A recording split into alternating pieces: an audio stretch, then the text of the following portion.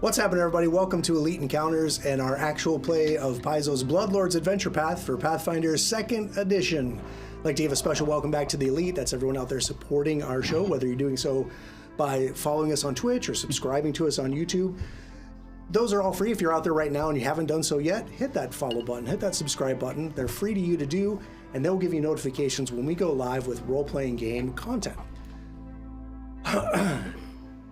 Also, if you're out there, you can check links to our website at elite-encounters.com. You find links to our Patreon if you want to support us financially. And you can also play along with us. If you're out there right now on Twitch, you're probably racking up all kinds of channel points. You can spend those channel points by granting 4,000 channel points back to any one of your players here at the table to grant them a +2 on any D20 roll they're about to make. Or if you're really feeling punchy, you can give 500 bits to the channel to grant any one of your players here a skull bone. Patrick, what's a skull bone? Well, Mike, I'm glad you asked. A skull bone is a token we use here for the Pathfinder 2nd Edition hero point system. Nailed it. Yes! Yes! We are live. The skull bone is a token for the hero point system. So hero points are a way to, you can spend a hero point to re-roll a d20 roll that you don't like. You know, if it's a really crappy saving throw or whatever's going on. You can also spend one of your hero points to make me re-roll a roll against you that you don't like. Like if I just really nailed you with a good crit, you can make me re-roll that. Or you can cash in all of your skull bones that you've earned up to that point to avoid death, which is the #1 reason to use skull bones on the show until about, I don't know, 4 or 5 weeks ago. When these guys started clicking and figuring out their characters and learning how to play the game, and now they don't even need them. So, that being said, we're doing away with the skull bones tonight. Not true. It is part of the system and we play by the rules, so let's hand these out. Speaking of playing by the rules, that brings us to our next section of the opening that I call Actually. So Actually is just a quick kind of course correction. If I got a rule wrong last week, or I missed a rule for some reason, or somebody else did something really wrong, and you know, the punishments we give after the show weren't enough to correct them, so now we got to do it on air. So that's Actually. So Actually this week. Please don't hit me again. Look, don't make me turn this show around. Take my belt off. Whoa. Am I wearing a belt? Yes, okay, always. Oh no! This could be a long night. Start snapping And it. it comes full circle again. Yes. All right, so for those of you who have joined us, welcome to Reliving Your Abusive Childhood. Yeah, sorry about that. Elite Encounters, yeah, my bad. Actually. I'm sure my parents love me. So Actually, If they had told you that, you know. I think they did. Yeah, yeah. No, they did. Of course they did. I'm sure they did. Yeah. Mom, if you're watching, she's not watching. I love you too. Where was I? Actually. Yeah. So Mom's not a sponsor, but she could be. she could be. Do you? You should get her to join the Patreon. Yes, I'll get right on that. Actually, here we go. So last week, mounted combat was a thing last week. So you guys are on horses. Seldig Bedless has given you horses. And some of you, when you rode into this combat situation, immediately dismounted from your horses because they're not combat trained with the exception of, what's his name? Sylvester? Frederick. Sylvester. I'll figure it out one of these days. Goodness. Can you just play one character like everyone else? Okay. Okay, fine. I'll just play one character like everybody else. You know how boring that is? So Lysander, Remington, and Frederick. Frederick. Who names their horse Frederick? I don't know. So mounted That guy. combat. It's been a long Monday. Mounts act on your initiative. They are a minion. Okay, so if you are on a horse and you want your horse to do something, like you ride over here 40, 50 feet, whatever your action is, you have to spend your own action to command your horse to do that.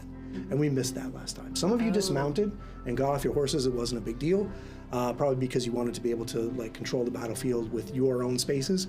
Others of you were riding on your horses in the background, going all over the place.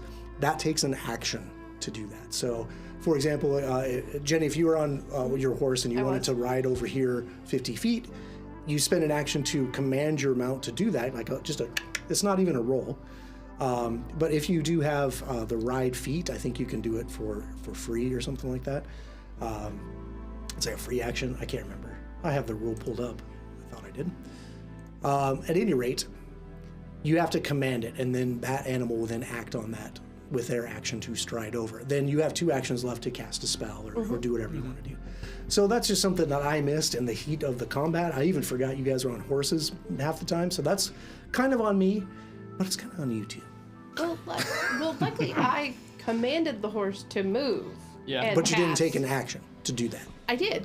'Cause it Not was on the rewatch. the move. Oh, I didn't use 3 actions. Or I moved. The move was I counted as an action, which would have been the command for the horse to move. It comes out in the wash. Yeah, you're right. Actually, you're right when you think about it. If you saying I'm using my move action to make my horse go over here, that's your action to make the horse do the moving.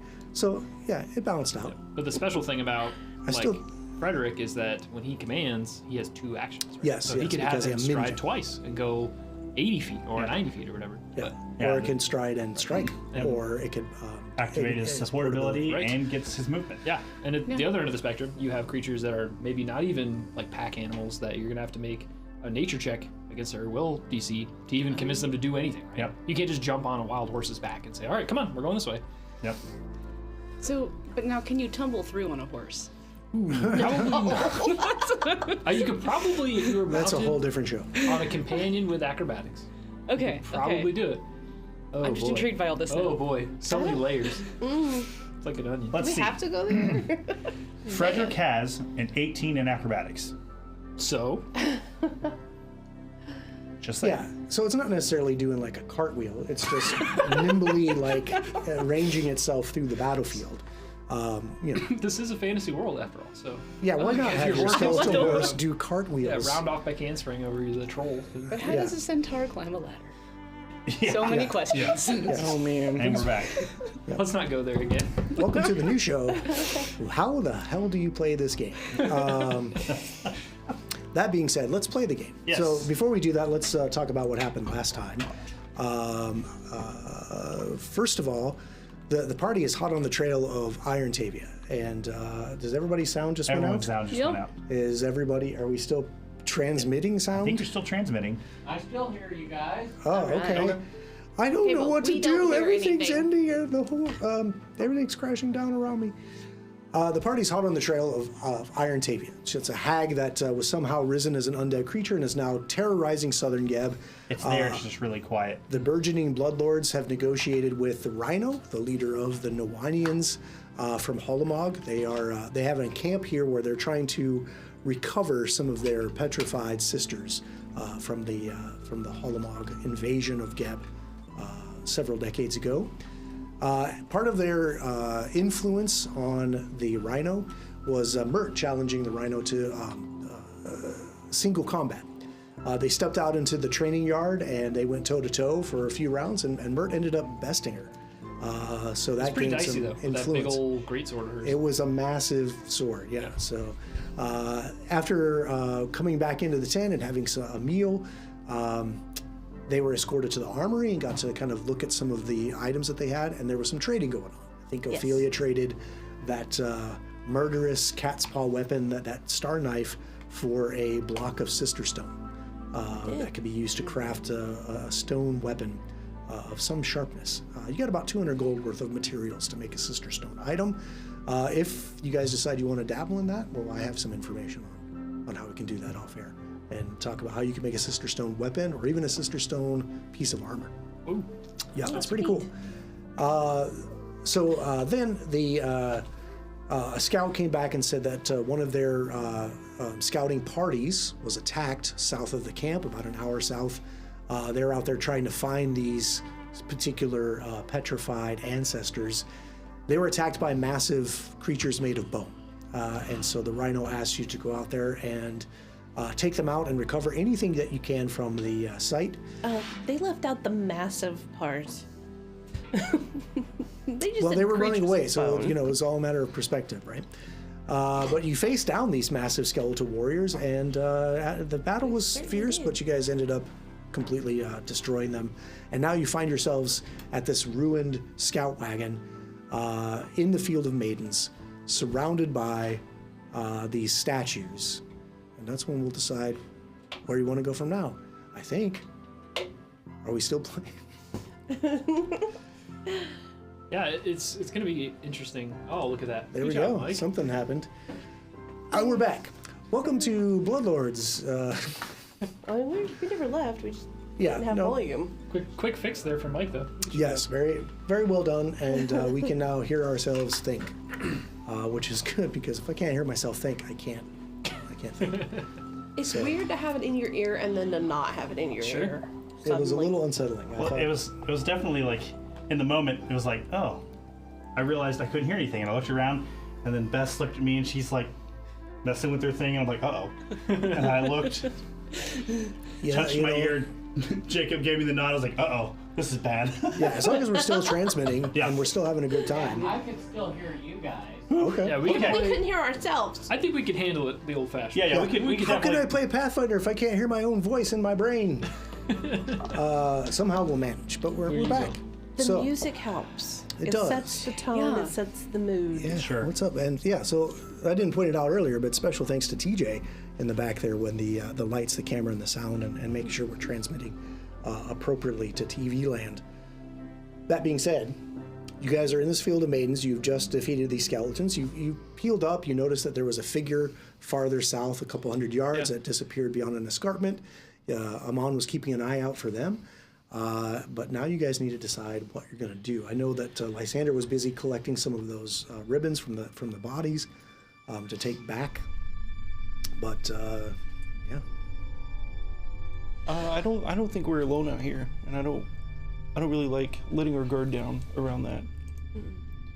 I think we should just kind of like guesstimating just by where the sun is, like it's getting evening. I don't think we should hang out anywhere close to this at night. I don't mean we're not familiar with this terrain. I think we should probably head back to our camp Yeah.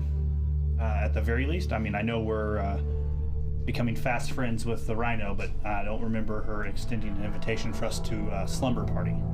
So, I'm not Correct. interested in staying anywhere where we're yeah, drastically outnumbered. correct, Despite how cordial things have gone so far. correct. I agree. Let's head back to camp for the night, and I'm sure that the news will mean the same to her. I don't think she had any specific timeline that she wanted us to. I don't think so. What about the figure I saw? Do we want to go Do you- investigate that real quick? Do you want to go kind of poke around and see what that is? I can't help but wonder if I mean, there's this Field of Maidens is full of surprises. I can't help but wonder what it could be. Well, at least if the tracks are this fresh, we might have some chance of tracking them. Yeah, See I mean, what we can swing out that way and see what we can find. If that'll. All right, yeah, let's check it out because I don't like the idea of if it is a threat of it creeping up on us, surprising us. But who knows? It could be friendly. It could be another rhino. there is only one Rhino. And it is not her. Okay. I have a feeling Rhino wouldn't be sneaky, peeking around the edge. So are you all heading that way immediately, or are you gathering up your horses and just getting on horseback and trying to go where you think you saw that person? About how far away was it? It's a couple hundred yards. It's just this figure on the horizon. So Yeah, I'd probably get on my horse. yeah, even specifically finding where they were standing would probably be fairly difficult.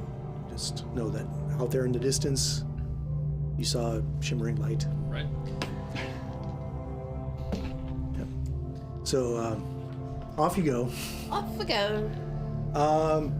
Yeah, so a couple hundred yards on the horses shouldn't take but several minutes, and you get out there to where you think you might see that this rock formation kind of looks like maybe where they were standing. Give me a survival roll to look for tracks. I got you. Or is that secret? Yeah, is that a secret roll? No. 14. Okay. 26. So yeah, with the 14, you definitely don't see any sign of anybody standing on this rock. But maybe there's a disturbance in the dust, like at the base, where they may have climbed down and started kicking off into the scree and the kind of badlands and then the brush here. Sure. But after a while, you kind of lose the tracks. They definitely keep kind of heading south. Single person, humanoid-ish. Looks like maybe wearing sandals. Flat bottom sandal. Yeah. Just one person on foot. Probably headed that Why way. would there be one person out here? I don't know. It's strange to me. Maybe it was that Medusa checking in on us. She seems to be very observant of the things going on in the field. Perhaps. Maybe. If it was her, there's no sense going after her until we've cleared the field as she requested. Right. Anywho, I think we should head back before it gets too late. Yeah, I don't want to be out here at night. We can avoid it. Yeah, so if you triangulate, you came almost directly south from the Noanian camp, which was probably about 2.5, 3 hours west of your camp. So you're going to have at least 3 hours back up to the northeast to get back to your camp. So it's definitely going to be nightfall, if not after dark, when you get back. Yeah, let's go. Yeah, go straight this way. I have dark vision now, by the way. Okay. Yeah, it's dusk, so I think even everybody with low light can navigate this, I think, fairly easily. It's not too hard. It's evening in a canyon, right? Cool. So yeah, after a few hours, you make your way back to your own camp.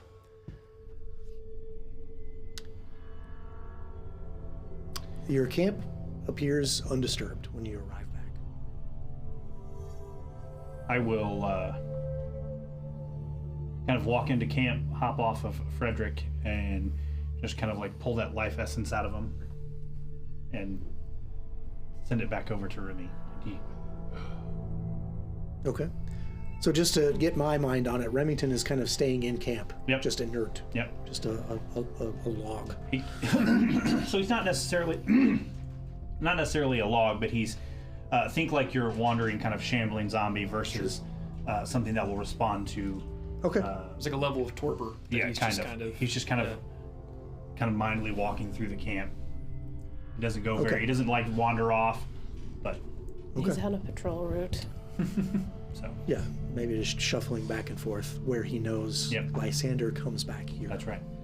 Yeah. Okay. And then I pull that life force out, and the horse kind of goes inert, kind of crumbles into bone, and he kind of compacts down. Stick The in horse, your pocket. he doesn't. He does do that. Yeah. Yeah. It's a pocket horse. He is. Yeah. The skeletal mount does collapse, and you can put it in a spacious pouch. That's 100%. super cool. So you could like go gadget horse. Pretty much. Yeah. It's pretty crazy. Yeah. But yes, that is how it functions. Yeah. My goodness. Okay. So The things we learn. that's right. That life essence pulls Remy up, and his eyes light up in green, and there he is. That's right, pocket horse. Yeah. Moving on. Can't move on from pocket horse. Well, we're gonna have to after all the girth jokes last time. So what are you guys doing at camp? I'll probably go out to that little sand drift or whatever we kind of dug, kind of a ways away from camp. Go sit down to take the first watch. Yeah, that's Kind of still without a word, I'll intact. just head out there. There's maybe some wind erosion to it, but I mean it's a day, Yeah. right? So it's still very well intact. So Are there like any kind of like trees or anything like above that ridge? Is there trees? So every now and then there are these really sparse outcroppings of like maybe like a scrub oak type of tree. It's interesting that you say that because as you're kind of looking around scouting the horizon, there is what appears to be a very large tree. It's incredible that you can see it at this distance because as the sun's going down and you're looking out at the horizon, you're guessing. I don't know if you've ever Indiana's a very flat place. Yeah. But you can sometimes stand someplace, and if you're looking out and there's no like obstruction, and it's just relatively flat, you can see miles, right? Yep. And something that's large miles away, you can pick out. Right. like if you're driving into downtown, for example, there is in fact this massive tree on the southern horizon, like almost directly south of your camp, that from this distance you can still make out on the horizon the top of this massive tree. That's huge. Okay. Yes, it is extremely large. Where the fuck did that come from?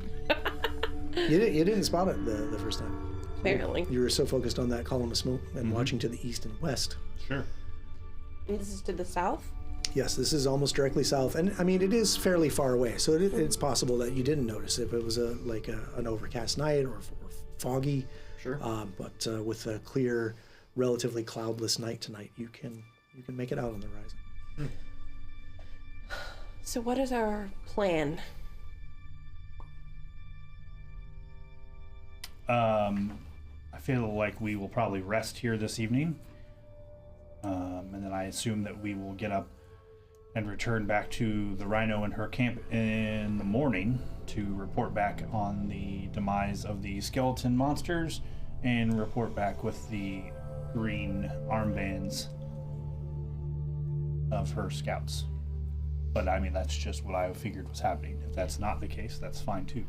No, that's fine. But are we gonna help her find her ancestors so we expedite her leaving, or? I don't know that unless she has a very specific location on where those ancestors were. I think it's like finding a needle in a haystack in this field. Yep. And it's kind of one of those things that we could probably agree to be another set of eyes to look for a specific statue as while we're doing what we're doing. But I don't know that we would have the capability with the 5 of us to hunt down a single statue or 2 statues that could be anywhere in this field. I thought she said she had a. If she had locations on it, don't you think she would already have them? She said a roundabout. I just kind of look around the canyon like this is pretty roundabout. Yeah, so that scouting party that was waylaid was about an hour south of her camp. It seems like she was from her camp sending out kind of these feelers to look for these things. But yeah. It's hard telling. Yes, exactly. We still have an encampment that we have no idea. Which is probably 3 hours Yeah. ride as well.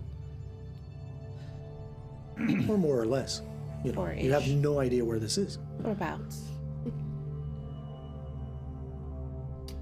I mean, obviously we have whatever the other obstruction was, or the other thing that needs to be removed from the field based on what the Medusa was talking about in that direction. And we have no idea what that is. But I think One at a time. Yeah, I think if we just kind of wrap this up into a controllable environment and kind of get them into a place where we know what they're doing or know what's going on, I think it gives us a little, at the very least, it gives us one front that I don't think we're going to get waylaid on Yeah. if things start going south. Maybe we can get them to, if we tell them that if we do spot them, we'll mark them on a map for them and send them a message when and if we can. She doesn't have to know what we're actually doing. You know, if we say or, you know, as you said, there's no timeline. And so if we say that we're going to go look for them just to pacify that situation and maybe I'd like to get a better handle on who all the players in this are. Because it feels like already we're going to have we have competing goals. Yeah, we're playing chess with half the pieces. Yeah. So it would be interesting to know, but yeah, I mean, obviously her scouting parties are not Capable? Yeah, I wasn't gonna go quite that far, but you know they're meeting their own challenges, and so I don't have a lot of concern about her being able to keep strict tabs on us when we're out. I mean, Well, our goal is for her to leave. Right, So. right, but there may be other things in play that can help achieve that. right. And I think what she's getting at is we don't necessarily have to be like, oh, here's our entire battle plan to the Rhino, and here's what we're going to do. But Right. I think We can tell that we're going to work on it. While we're out doing other things that we have in our own agenda, we have reasons for being here. Yeah. And while we're out doing whatever those are, if we happen to cross your ancestors, we'll mark them on a map or mark them on the field or Yes. whatever, and we'll let you know. Like I said, we could just be Right. an extra set of eyes that are in this field looking for those statues. Right, so we're all on the same page. I like that. I like that line of thinking. Right. But if it comes to it, we might need to be a little firm with getting. I don't like her being on this land. She I doesn't agree. belong on this land, agree. and we need to do what we can to get her out. That being said, just a quick reminder, you are on the influence system with Rhino. You are gaining influence with her by completing various tasks or interacting with her diplomatically, and each level of this influence that you've obtained, you seem to kind of like learn more about her, or gain access to more of her camp, or get more information. The Sister Stone reward, for example, access to her armory. So, yeah, if ultimately you want to push her in a certain direction, perhaps with enough diplomatic discussion, you can make that happen. Either way, we still have to deal with her. It may take longer than we think. Or it may take not as long as we think, depending on how long you think. I mean, I didn't think walking in there yesterday that we would be. Looks at the green armband tied around his arm, Right. and having access to her armory within a matter of a couple of hours talk. Yeah, But- it seemed like really very open. Yeah. But yeah, you guys worked really well to impress her, and figuring out how to impress her, Right. by a combination of your skill and athletic prowess. Well, we got Swordmaster Mert over here. Yeah. Well, I just think that, if our agenda is clear that we want her off off this land, then I think there are many ways we can get to that avenue. And if we wanted to, we could probably convince her to leave with enough focus and effort and Sure. and showing our worth kind of thing. But yeah, and again, I also agree with Alara that I think I also want to know who all the pieces are. I can't win at blood price if I am only using half of my pieces. You got to know what each individual piece and their abilities to do, right? The problem is that we may have an unknown out there that we didn't find. It could be the Medusa. It could be, well, I don't know. Did the Medusa have a snake body, or was she on feet? She had feet. When you originally saw Yeah. her, she She had feet. Okay, so that person could have been the Medusa, or it could have been a completely different player. Should we go to the other camp before we check in with the Rhino to see who all is at play here? Because, like you said, we could just say that this is how long it took to take out the skeletons. And again, I don't know that we necessarily have to tell her anything. We could have very easily said, hey, yeah, we took out your skeletons and we went back to our camp to check in, and we have some other things that we're doing. We didn't say we were going to march over there, smash the skeletons, and come straight back, Sure. right? that's true. I'm certainly okay with you kind of weighing all the players in this game before we make a decision. I agree. But if we go check out the other camp, we certainly shouldn't spend too long. I don't want to make the Rhino wait 4 days if we are trying to be in her good graces. Sure. So, And- quick question: where is this other camp? I think, was it further east? It was east. She pointed roughly in the eastern direction, right? Well, no, I Didn't one Think of I us spotted it. see it? No. Yeah. No, we only have saw something. we only saw the smoke in For the other one. the That direction. is correct. Yeah, we have. we know it's beyond the Field camp. the broken down camp that we were Yeah. at. We know it's beyond that, Sure. which is hours away. Several hours, yeah. Yeah, several It hours. was a few hours out to that abandoned camp, and if it's out further than that, then yeah, you're looking at spending the bulk of your day scouting out that way. And you could do that. I mean, you have extra rations and water you got from the abandoned camp to make it through the day. Some of you don't necessarily need to eat, so that's entirely up to you what you decide. It was a 5-hour walk to the Torn Dad camp. On our horses, it would be less, obviously. Sure, but I guess what I'm like, if we take the 3-hour ride to the Rhino and turn in the stuff that we have, give her the information that we have, and then head out, we're looking at like an 14 hours. Yeah, like an Yeah. all-day excursion to get across the camp or across the field to even right. get back to where we were, and then to then at that point. Now we're your just- horses, as Jenny's pointing out, your horses are faster than Sure. walking on foot, and your horses can probably handle most of the terrain here, as long as you're kind of down in the, not trying to take them up the side of the canyon or whatever. But unless you go back to that ramp that you've located far to the west. But yeah, you have the right of it. Ophelia knows that that abandoned camp was about 10 miles away, and on foot that's a 5-hour trek. On horses, that would cut it down to 2.5, 3 hours. And then the That's beyond that, that other camp is probably Yeah, so if we go Potentially, 3 yeah. hours this Potentially. direction to go 6 hours that direction, and then beyond that, you're looking. I s- Now, is the Yeah. tree the same? Is It's the to the tree south. The tree is almost directly south of your camp. Okay. And if you point that out in the Yeah. daytime, yeah, you could see it. So I mean, if we I wasn't sure what the relation was to the New Orleans camp. So I'm open for discussion. I mean, do we want to take the armbands back and report on her? It's a hard decision because, like Mert said, I don't want to take too long to get back and lose favor with her because, if we're building up this relationship to where we could convince her to leave, I don't want to lose that because she doesn't have any right being here. I have a thought. How long do we really need to sleep or rest? I certainly don't need very long. I need 8 hours. Well, Lysander, sleep on the back of your horse or something. I don't think that's how that works.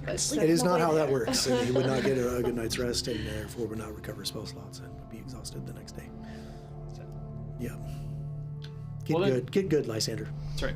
Yeah, figure out how to not need to Buy me sleep. magic items that I don't have to Or sleep. Get dead. Get dead. Slow down, pal. Well, regardless, Hey, I those do agree undead with benefits you. are pretty nice. That's right. I do agree with you, Lysander. I think we should go check out this other camp before we go back to the Rhino, and we might as well do that first thing in the morning, and head over there, and see what's what. I mean, if you're really, I mean, if we're, I was gonna suggest that I could just run the armbands back to her and give them to her, and we could close that case, and you guys could. Ooh, split the party. But I don't know that that's a wise endeavor. I could do Yes, the same, but I I don't think that their disagree. camp would Yeah. be very welcoming if I set out now in the middle of the night. Well, how much of the day, of this next day that we're looking at, are you wanting to spend trying to scout out this other camp? we don't even know how So far it is. okay, so we if know it it's takes at us, least- if it takes us like Yeah, 2.5 all you got hours. is over there, Yep. over there. Yeah. So you don't even know Right. cardinal direction necessarily. That's something else to consider too. Is we don't know what we're going to run into Yeah. when we get there. How long that could potentially take to resolve. That's what worries me. Yes. It's like if we're there for, we end up needing to be there for 3 or 4 days. Right. or in a huge battle. Or there's nothing there at all, and we end up just We can't find it. walking that direction for. Yeah, who knows how Yeah, I mean, the Field of Maidens goes 4 miles across the southern border of Gep. So Can maybe you- we should just do one at a time. Can't you ask the stars or something? Can you have can you talk to the spirits and I can. I don't know that they're going to give me the answer that you're looking for. it's worth a shot, right? Sure. It's worth a shot, you say. Well, let's see what we got. Well, so bear in mind it's the night of the day you've done. So you've done your star chart for today. Correct. You've used, I think, 2 of those star chart rolls. I don't Correct. even know if that pertains to what even Amon It- is talking it- about. I don't think it does either. Okay. Or if you have another ability that we're thinking of. Yeah, okay, out of character. I do remember Lysander using this thing where, didn't you... Wasn't it you got an answer from the spirits? It was like a yes or no I have thing? consult the spirits. Yeah. Yeah, We have a so lot of things. I have a lot of those cool things, right? But I have to be in the general area of the thing that I'm asking about. So like if you 100 feet or remember, I had to go sit and I sat at that bench outside of her house so I could get information about the house. So I'm essentially contacting the spirits who are in or have been tethered kind of this area. So I could ask them about what's going on here, or what has gone on in our camp and like the general surrounding of our area. But if I wanted to know, like if I wanted to go back out to that abandoned camp, I could find spirits there and see what happened there. Sure, that kind makes of sense. thing. So what you're saying is you could talk to the spirits and find the 2 that she's missing? No, Possibly? no. If you're within 100 feet of the missing If I'm within 2. 100 feet of the 2, I mean, if I'm within 100 feet anyway, and I can do this once a day.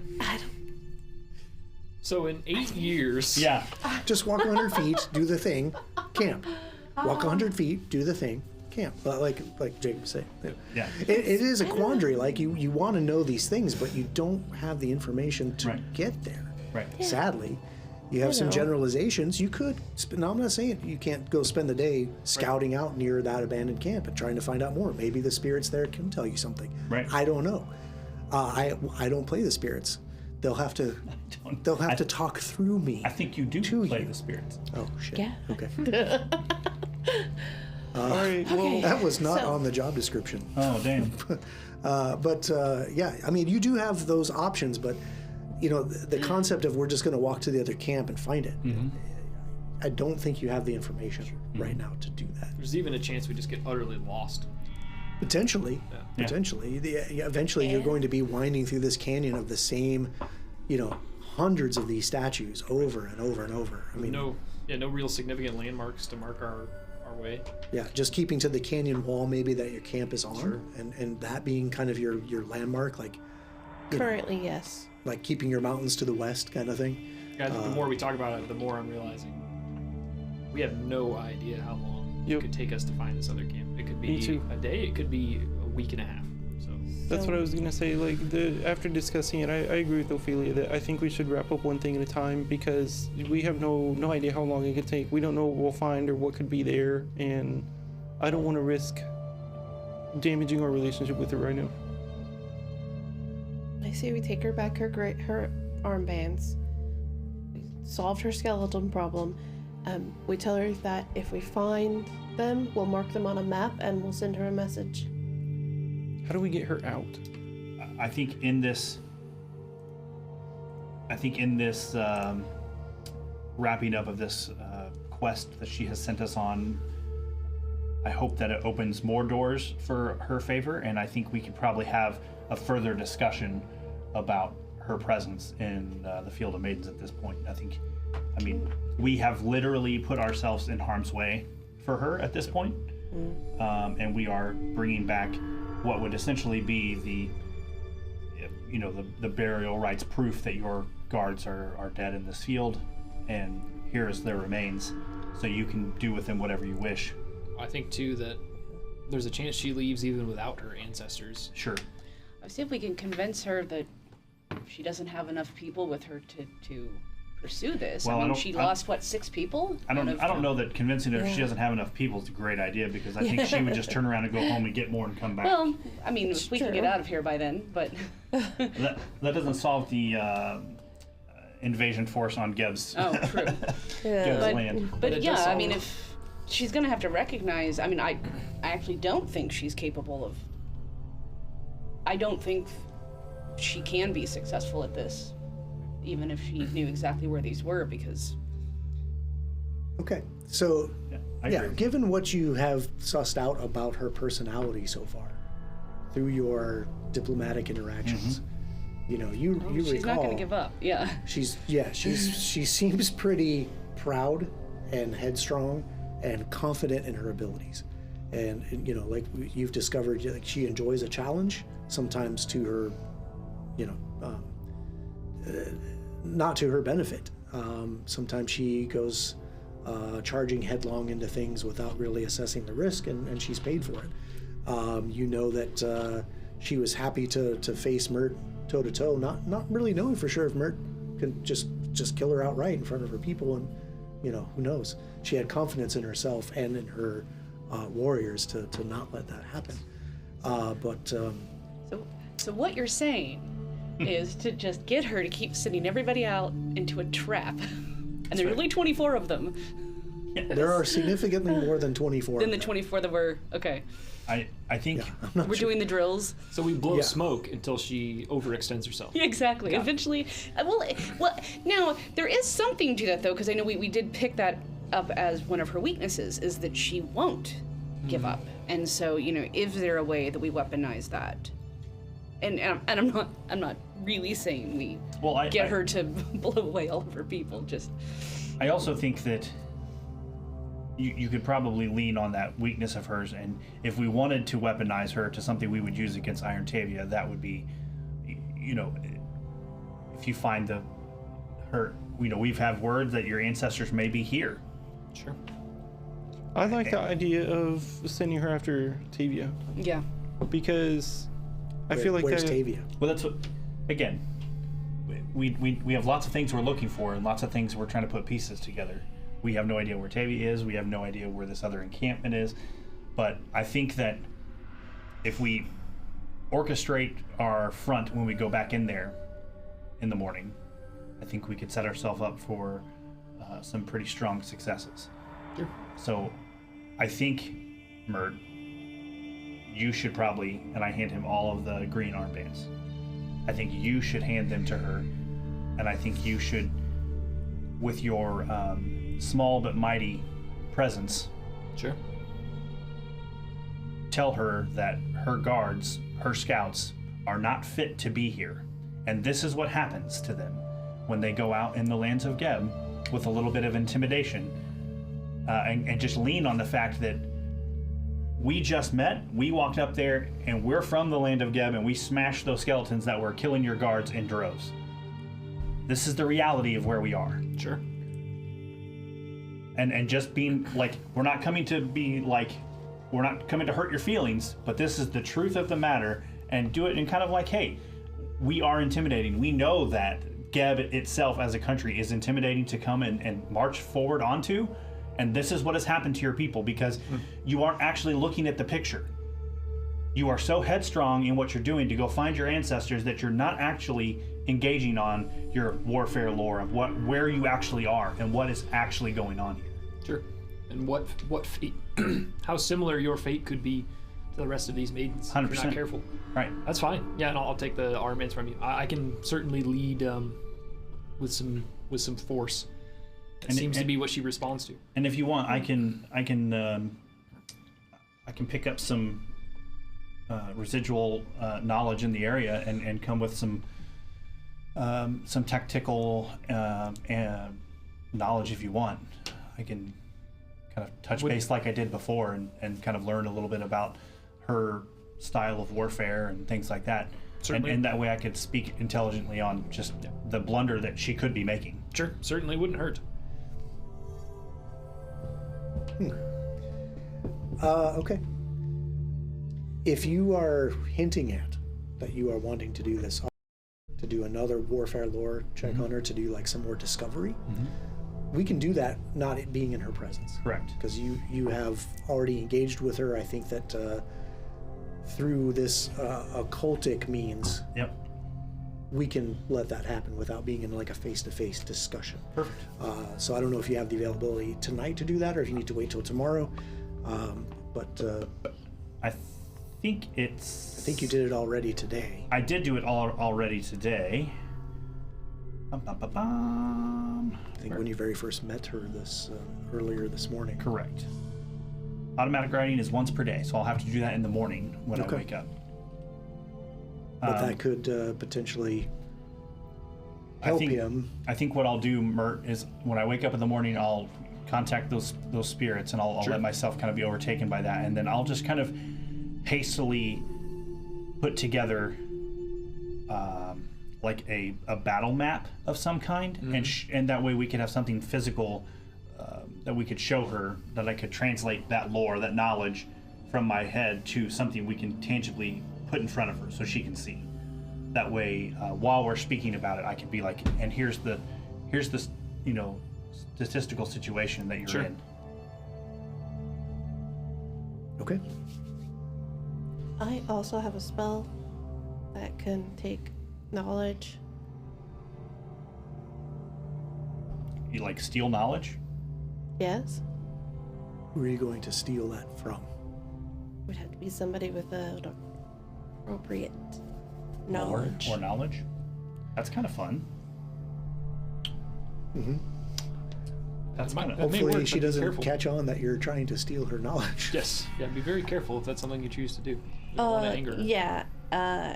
They do kind of lose that knowledge while I Oh, that's no good. have it. Sounds like a dangerous proposition. Right? Uh-huh. Okay. I think we have ourselves kind of put together for the evening. You sure do. Okay. I'm I going to. imagine the watches and everything will be very similar to your first couple nights out here. So we can at this point, I think, fast forward. Now they're every now and then you might notice a stirring from one of the maidens as they kind of reanimate and maybe scoot a little bit and then freeze again, like the whatever energy is holding them fast overtook them again. So you're pretty much unmolested by any statues you see around the camp for the night, even though they do still seem to have some life to them. But for the most part, nothing's bothering your camp.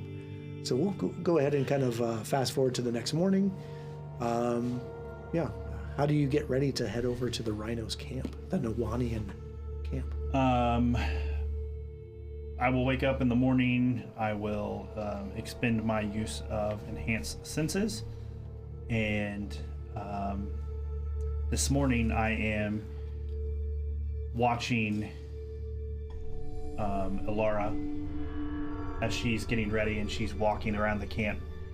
And I'm just kind of, she's walking with like maybe her feet out of her sandals or something while we're in camp. And I'm just kind of, I take my shoes off and I put my feet down into the sand and kind of feel what that feels like. And I focus on this feeling of like walking in this sand and what that feels like. And then I spend about an hour, maybe not, she wouldn't be walking for the whole time. I spend like an hour just kind of focusing on translating like what I feel into these senses. And then I'll pull out my piece of paper and start my automatic writing for. Now, are you doing this surreptitiously, or are you pretty obvious about like you making her? I mean, I'm just, so she's doing whatever she's doing, and I'm just still sitting in my bedroll, and I just kick like my feet off and just press them like kind of into the sand while she's walking. And I'm not like, Okay. but I am watching her walk, just like how I was kind of unobtrusively sitting next to Mert while he was eating his, you know, his rations. Okay. Yeah, I don't know, Ilara. You seem blissfully unaware that this is going on right now. I love it. Is she even really walking? That's you know, even as you were Ghost describing that, I was very very curious about that of what am I actually even feeling or experiencing. Up to you. So you aren't feeling anything different than you normally would. No, but I just mean. But you don't actually walk on the ground. Right. But yeah, but like, I've never stopped to think about what Sure. Ilara feels in that experience. Right. Good question. Very, yeah, Smooth sailing. very bizarre. But we may know at the table that this is creepiness is going on, but nobody is none the wiser. Nobody is none the wiser. You are all none the wiser. That's right. That Lysander is surreptitiously observing you and mimicking you. Okay, well, I'm uncomfortable. So baby. what else happens? I use my automatic writing. I'm gonna do warfare lore. Okay, but you end up using your occultism to Correct. cover this warfare lore to do a discovery. Correct. So part of this influence is you can kind of study your, whoever your opponent is, right? Whoever you're engaged with diplomatically or at a social function, Yep. to kind of get some insight into them as a person and how to best influence them, how Yep. to best push them, and maybe even manipulate them to your own gain Yes. or to your own devices. So, with this check for discovery, you're going to use warfare lore with your occultism. Are you doing any other doodads Yes, to I give will- yourself a bonus? I'll give myself a +3 for my first star chart for the day. Okay, and you get 3 of those, right? I get 3 of Correct me if those, I'm so wrong. I have 2 left for So the day. +3 on top of your occultism. Holy crap! It's a lot. That's a lot. That's a very good baseline to approach this with. So Look, if I have to be good at one thing, it's good to use that a lot. Okay. And here's what I'm going to do for today, because I'm getting tired of rolling all these dice What? and sucking. And these are not necessarily secret rolls, right? This is a different game system, and there's no, yeah, they're kind of recall knowledges or other things like that. But because it's part of the influence system, I'm gonna let you guys roll it. Whoa. And you're sitting at a base plus 21, if I'm not mistaken. Oh my goodness. Correct. Which is redonkulous. But let's see. I've got a DC. I mean, you might roll A 1. a 2 or something. Yeah. Yeah, So- here it comes. do you want to like lay out how tactically unsound this is? Yeah, this so essentially, strategy is I'm that she going has? to use the warfare lore on my automatic writing, and I'm essentially writing out through my automatic writing how unsound this whole thing is, and how she's focused on just these 2 statues, which may or may not even be in the Fields of Maiden anymore, and she is sending her people out to die. Like, clearly those 5 soldiers of hers were waylaid into this field. That could happen to all of the soldiers who are under her watch if she continues this reckless watch for these stone statues that may or may not even be here. Sure. And ultimately, you're trying to use this to discover if Mert can intimidate his way into influencing her further. Yeah. Given, like, returning with Yes. these in combination with this. Yes. So, yeah, I see where you're going with this. Yes. I rolled an 11 Okay. plus 21, Equals. 32. And just like look at the old DC here. So yes, that is a success on discovery. And you do know, in fact, that she will respond well to outright posturing or showing strength. So like you had discussed, like 6 of your people died, or 5. You couldn't even tell the number of bodies were so mangled, but we've got 6 ribbons, 5 ribbons, whatever. And they were decimated, and we went down there and destroyed them in seconds. You cannot do what we do. Right. You need to go Right. and present this and intimidate her, scare her into thinking that she really, maybe she is, but her people are not on the same level she is. Right. And so with that intimidation, you may gain further influence to make her realize the folly of her efforts here. Maybe. Sure. So I like that. So Down track. we'll go ahead and that's your discovery. Yep. So when we kind of get into where you're actually engaged with her, and I know we kind of go into like rounds and Yeah. that sort of thing, that will kind of be what your contribution Perfect. was. Okay. And I will quickly, like, as the images and stuff like flashing in my head, I'm gonna just crudely kind of jot them down on a paper, like in a very crude map of like that gulch and like where her soldiers were smashed, and like you're sending these guys out in this proximity. All you're really doing is drawing these monsters to you, because they're just going to continue to walk towards you, because you're just feeding them your men, and eventually they'll waylay your camp. Right. Like, look how sound of an idea this is. This is terrible. And that is definitely demonstrating strategic advice, which she will respond to. Okay. And you know that from this discovery phase you've done here. Love it. Anybody else in the morning prepping anything to head over to this camp? I would just, all the writing we've been doing, maybe I have to I just kind of rotate my legs, and you can hear them just Popping. kind of crunch back into place, and maybe taking so many blows with my shield, kind of I gotta pop my shoulder back in, and just kind of I'm taking some time to maintain my body by just popping things back into place, and maybe from old injuries, like the bandages from wounds that I had packed, like maybe I'm tightening them or changing the bandages because it's starting to come loose. Just kind of maintaining my body. Sure. Yeah. Probably doesn't smell very good either. Well, he's dead. So Right. I guess tactical question. When we left with Seldick, he gave us enough horses for all of us. Yes. Remy used one of those horses. We still have all of those horses. Would you like me to take Remy with us on our excursions and pack the horse? Or do you want me to leave Remy here in the camp? I think we're fine leaving Remy. I think it's good to have something here to kind of guard our belongings, at least look intimidating. I mean, I don't know that I would mess with a camp that's got a 9-foot tall zombie in it. Yeah, if anything, it's a visual deterrent, right? Right. He may not strategically offer real protection in his kind of current state, Right. but it may, dissuade at least, some animals from coming up and sniffing around and digging in your stuff. Okay, I'll leave him here. And we don't have to approach the camp in secrecy like we were, so we can just ride straight in, Oh, yeah, sure. Certainly. which will cut some time off anyways. I don't know about us going balls to the wall, but I will reach into my pouch and throw Frederick out onto the field, and he will assemble himself. Yeah, and in a matter of seconds, he just kind of assembles into this horse, like re-articulates. Yeah, and then with a point, I just kind of point at Remy and point at Frederick, and that green energy just runs through, like, up his tail, through his spine, out his eyes, and like fire. Yeah, that's really cool. It's really cool.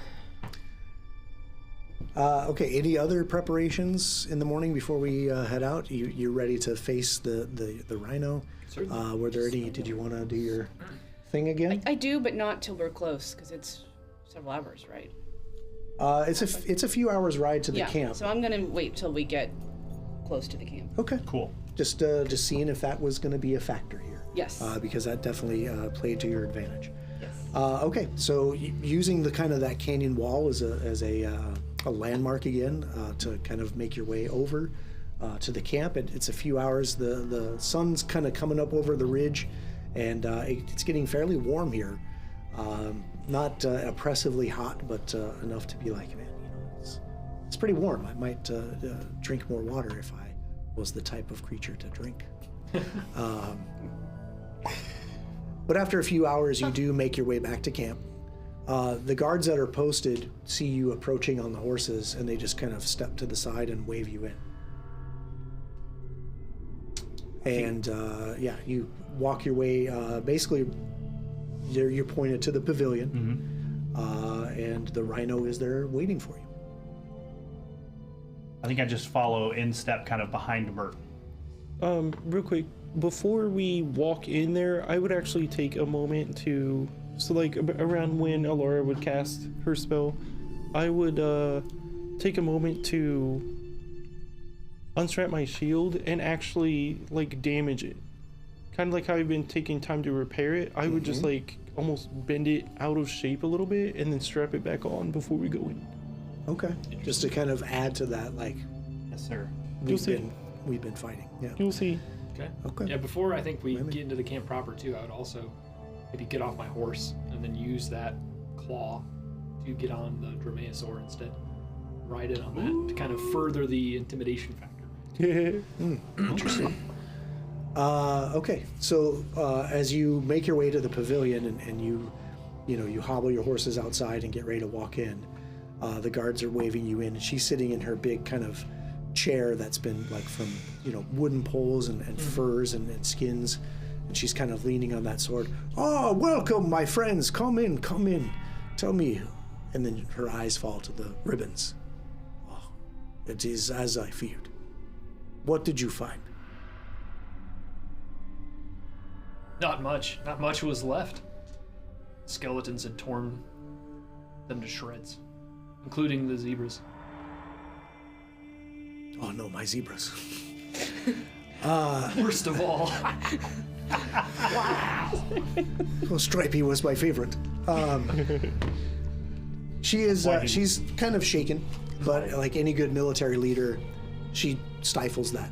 Sure. And such is the risk of such excursions in these dangerous lands. And why don't we now go into kind of rounds of like these, so everybody's going to kind of have some time to discuss, and we'll kind of go back in the influence system, and we'll just kind of go around the table, and everybody will get kind of a round to do discovery or influence, whatever you decide here, bearing in mind that you have already earned at least 5 influence points, and you have carried out a task she's asked you, so you have actually coming back and reporting this will grant you potentially another influence, depending how you handle it. So we'll start over here with Mert, and yeah, tell me what you want to do, and if you want to do some discovery about her, or if you want to directly try to influence her with this. I'm gonna influence her, and I think I'm going to lean into kind of Lysander's kind of direction to try to intimidate her. So, essentially, I'll step up to her chair and reach out with my fist of all of the ribbons to give to her, and kind of let them fall into her hand, and then basically explain, I'm gonna need more of these scouting parties. Are you gonna let be slaughtered before you give up on this endeavor? Okay, so speaking of Lysander's influence, I'm going to grant him the 730 Skullbone for this kind of the strategery of using your warfare lore to influence this. So good, dude. Because of this, you're gonna basically be. What are you using? I think the plan was intimidation, right? And because of the information that you know from this, I'll grant you a +1. Okay. To your intimidation roll. Oh, that's not intimidation. I meant diplomacy. Oh no! Did you actually look at your character and decide this is not a good idea? Yeah. Okay. What if I told you a +2? Boy, let's take a look at your. I think I would continue to expound, like basically explain. No. Yeah. Do you not have intimidate?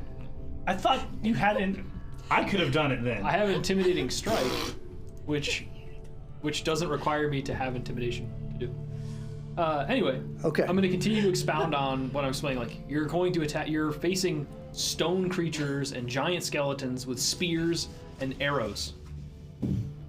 Okay. Like, clearly, your parties will stand no chance against them. But we have really cool bows. Did you see? Yeah, great. That'll work well Did you against say skeletons. Bows. Oh. Yeah, the 2 auric skulls. Yeah. Yeah. Okay. The antelope. Yeah, they're super cool. They're actually super cool. To be fair. Ineffective against skeletons. Probably. So why don't you go ahead and let's see if I can. Let's see if there's any other stuff baked into any of this influence check. I'll give it a roll. I got a skull bone, so. Boy. Should have just rolled. I thought you had intimidate. That's my bad, Don't worry man. about it. Well, I think it works. kudos for you for like rolling with it. I Wanted think to it lean works into it. because the two of them like have a relationship. Okay, I will take your skull bone Here we go. We got without this. knocking over all my stuff over here. Oh, nat 20. Nat 20. Yes, sir. Wow. Yes. Okay. Small but mighty. Dude, Yes, sir. manifesting is real. Yeah. Yes, sir. Wow. Okay. Oh, man. How can I deny that? Anyways. So, with the information you have from Lysander, and with the fact that you have a horrible bonus to intimidate, I think that. Thanks, that totally threw my train of thought. But I think that while the roll itself, numerically, did not succeed, the natural 20 has got to push it to a success. So she leans back in her chair and says, perhaps, little man, you are right. My warriors are not strong enough to face the monsters here, but we have learned of a new threat that we cannot ignore. We are duty-bound to face down this threat. We have learned of another camp of Holama warriors here in this field of maidens. I had some warriors that I sent to them to find their camp. They did not succeed, but they are close. Hawalu was sent out here, and she brings one of her women warriors forward. Hawalu was here trying to scout out this camp of these other Holama. And she was set upon by these creatures, they stunk of death. They were lurking around a very large tree, a dead tree. She was hot on the heels of her quarry. When they ambushed her and her party, she escaped barely with her life. Perhaps if we cannot face down these monsters, as you say, you can. While you are gone, I will offer to protect your camp. You are leaving. Clearly, you have a place to stay here. I will offer Tuano and Tuak to guard your camp for you. Keep it safe while you are carrying out these duties for me. If you can get rid of these creatures and find this camp of these other Holoma warriors, these enemies of my people, these Zuntishans, we will rid this valley of them.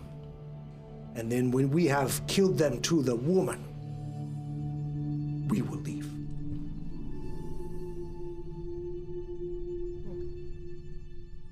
That is my proposition. If you agree to do this, we will leave. What say you? You want us to kill the undead between you and the other camp and find the camp. Yes, you kill these creatures, you find the other camp, we will take care of the rest. I'm not sure how I feel about your war spilling out onto our land. It will not be a war, it will be a slaughter, and then we will leave. You will have no other Holoma here once we have finished our business. This I promise you. Internally to the group, I just say, like, why are we doing her chores? Like, what is this? How does she have the nerve to ask us this after we just took out those other skeletons? Internally to you guys, this could be the other camp that we're looking for anyways. I think I'm gonna lean into, like, kind of riding the high of kind of pushing her and say out loud to her, like, this sounds like something I can get behind. As long as you leave and remove this other camp. Then I look to my party like, are we in agreement?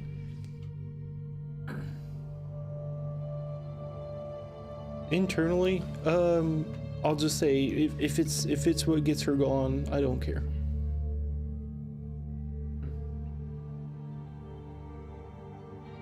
Guess I don't know exactly what we're promising, so since we Clearing the path of the undead. Yeah. well, we have no idea. And finding the Is camp. this camp 10 people? Is it 250? Well, she's going to deal with the camp.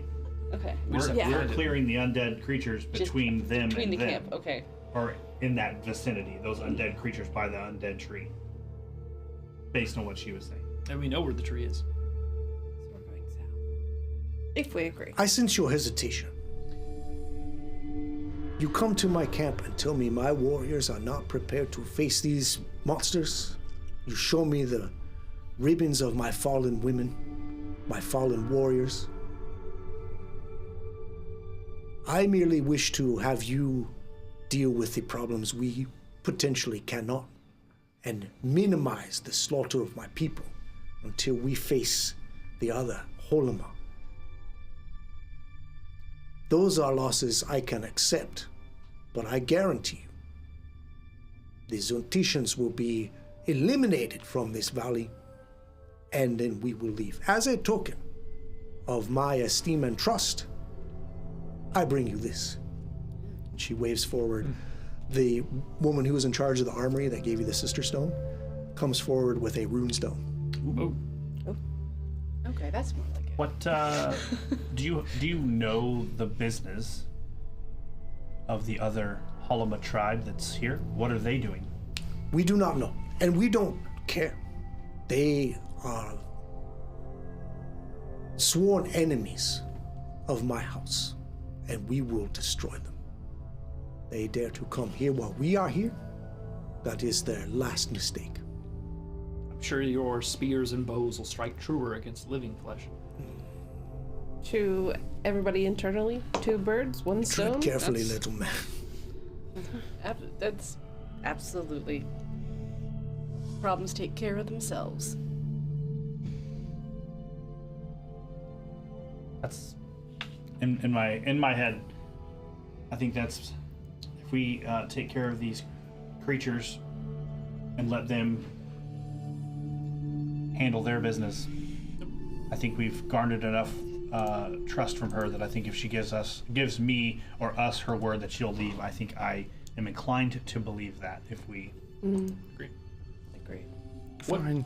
What do these creatures look like? What have your scouts told you? What are we truly up against? Not that we can't handle them, of course.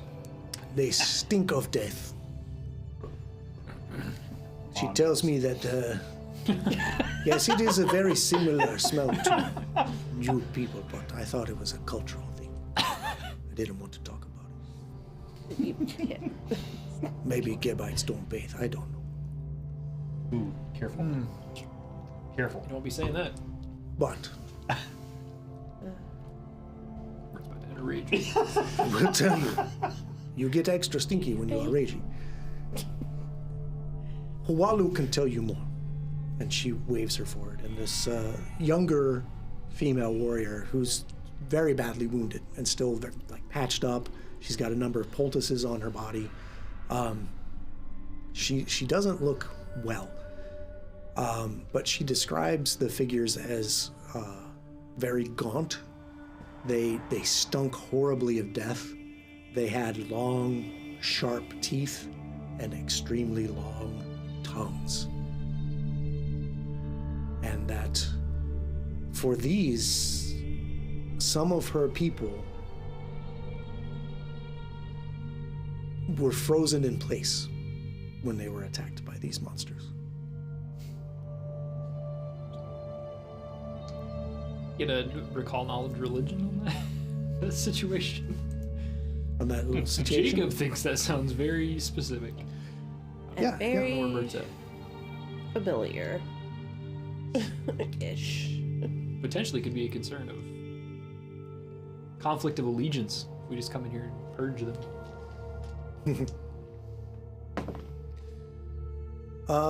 Religion, you say?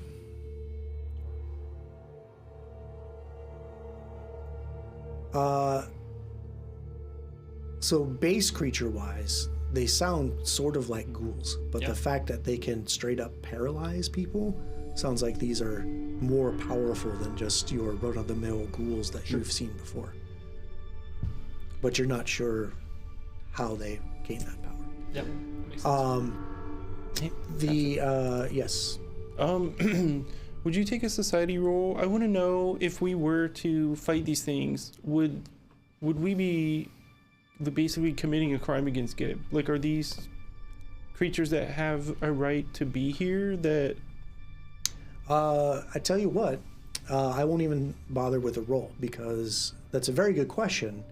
However, you have fought and destroyed and killed a number of undead creatures. He's also a traitor. Yeah, that is a fact as well. Okay, Season 1, Bert episode 14. has killed a number of undead creatures. Yeah, I don't know. You Those had 4 two, skeletons were but undead I meant- creatures. Like, I mean, they Sorry. Yeah. they could have just been on their way to Lunch. Disney World Geb. No, they attacked us. It was Yes, they self-defense. attacked us first. They had a club. Come rat for us. Yeah, I do recall the initiatives were very poor on your end, but Yes. it didn't matter, did it? So what you're saying, it's a stupid question, Not at all. and we should just move on. Not at all. It is a great question because in this situation, is it more risky to potentially slaughter Gebite citizens?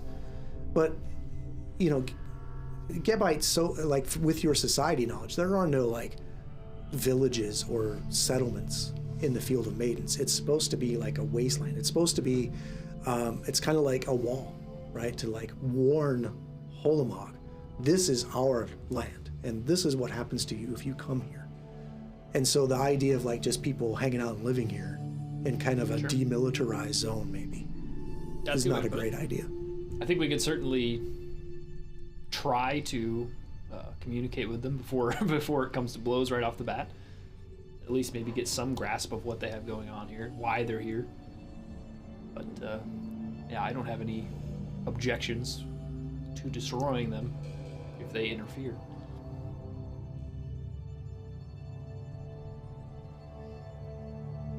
You seem like you are not convinced. I will also grant you this from my armory. And she has the armorer bring out a suit of full plate armor made of metal. Hello, I can speak. Jeez, okay. And she tells you, like, there's no need to, like, detect magic and all this stuff. Like, this is some of our best treasures. It just arrived in a shipment today, but I think it is best served as a token, an agreement between us, a gift from my people to your people to settle this deal. The runestone, just make sure I give you the right information here. You have reached this level of influence, so you have been given a +2 weapon potency rune. Oh my goodness. Yeah. Now, to apply this to a weapon will take a day of magical crafting, Right. so if you want to take that time, the camp has the armory here, and she can do that, but it will take the day. The suit of plate mail is victory plate. What's victory plate, you may be asking? Hey, Patrick, what's victory plate? I'm glad you asked. Let me tell you. It is legacy content, as this is a legacy adventure path. But it is a +1 resilient full plate set with a bright green tabard, obviously to match the green blade's insignia. And it does have some abilities here. You can activate it as a reaction if you kill or destroy a creature of a level equal to or greater than your victory plate, which is an item 9. Adjusted if you add fundamental runes to it, etc. You will get some effects here. You can direct the armor to commemorate your victory. The coat of arms on the armor's tabard will shift to incorporate heraldry related to the slain creature, and the victory is recorded in the tabard. That's cool. That's gotta be A, to be honest. Yeah. With 2 actions and Envision Interact, you can, once per hour, touch the tabard's 4 fields representing one of your slain victims and recall the triumph over that creature. That piece of the tabard will then kind of vanish from the heraldry, and you will gain resistance 5 to a damage type based on that creature's trait. That's cool. So, for example, if you were to kill a celestial, Sure. a symbol representing a celestial creature would appear on that tabard, and then for 2 actions you can absorb that sigil on your tabard to gain resistance 5 to good. That's pretty cool. If it's undead, you would resist void, which you wouldn't do that anyway, but etc., etc. So you'll have to, it's a way to kind of keep track of your kills in a sense. Cool. Up to 4, and then to take advantage of like recalling that victory super to gain the upper hand in a fight on another of that type. That's super neat. So if you're facing down like a number of constructs, for example, you defeat a construct, as a reaction, construct appears on your tabard, and then for 2 actions you can absorb that sigil and gain resistance 5 to poison, fighting additional constructs, Yeah. etc., etc. That's It's super cool. it's some good bookkeeping, but it is full plate. Yeah, full plate ain't gonna cut it for me, unfortunately. Yeah, it I is, surely can't wear full plate. It is heavy armor. Maybe eventually. I'm just kind of wondering how that would work with like my build. So maybe we'll think about it before I. You have landed the killing blow a number of times, and then this could be a cool way to give deference to Urgathoa to grant you the power to slay these creatures in her name. But it is a green tabard, obviously, from the green blades. You could always have it dyed, though. Heck, you're a Urgathoa likes crafter. green. She does. It is one of her holy colors. Green. and red. All right. Fair enough. So if we just keep standing here, will they keep bringing more stuff out? That's right. Like, I'm still what else you got? No. This is it. Okay. You have reached the influence 7. Those are the rewards. I mean, not that they're I'll roll bad. another just- Do you intimidation. say this out loud? You are very Nope. you're a very greedy little ghost lady. Damn straight. Do you want to sell her an apple? You gotta hold it for 10 minutes. Oh no, we don't have time for these.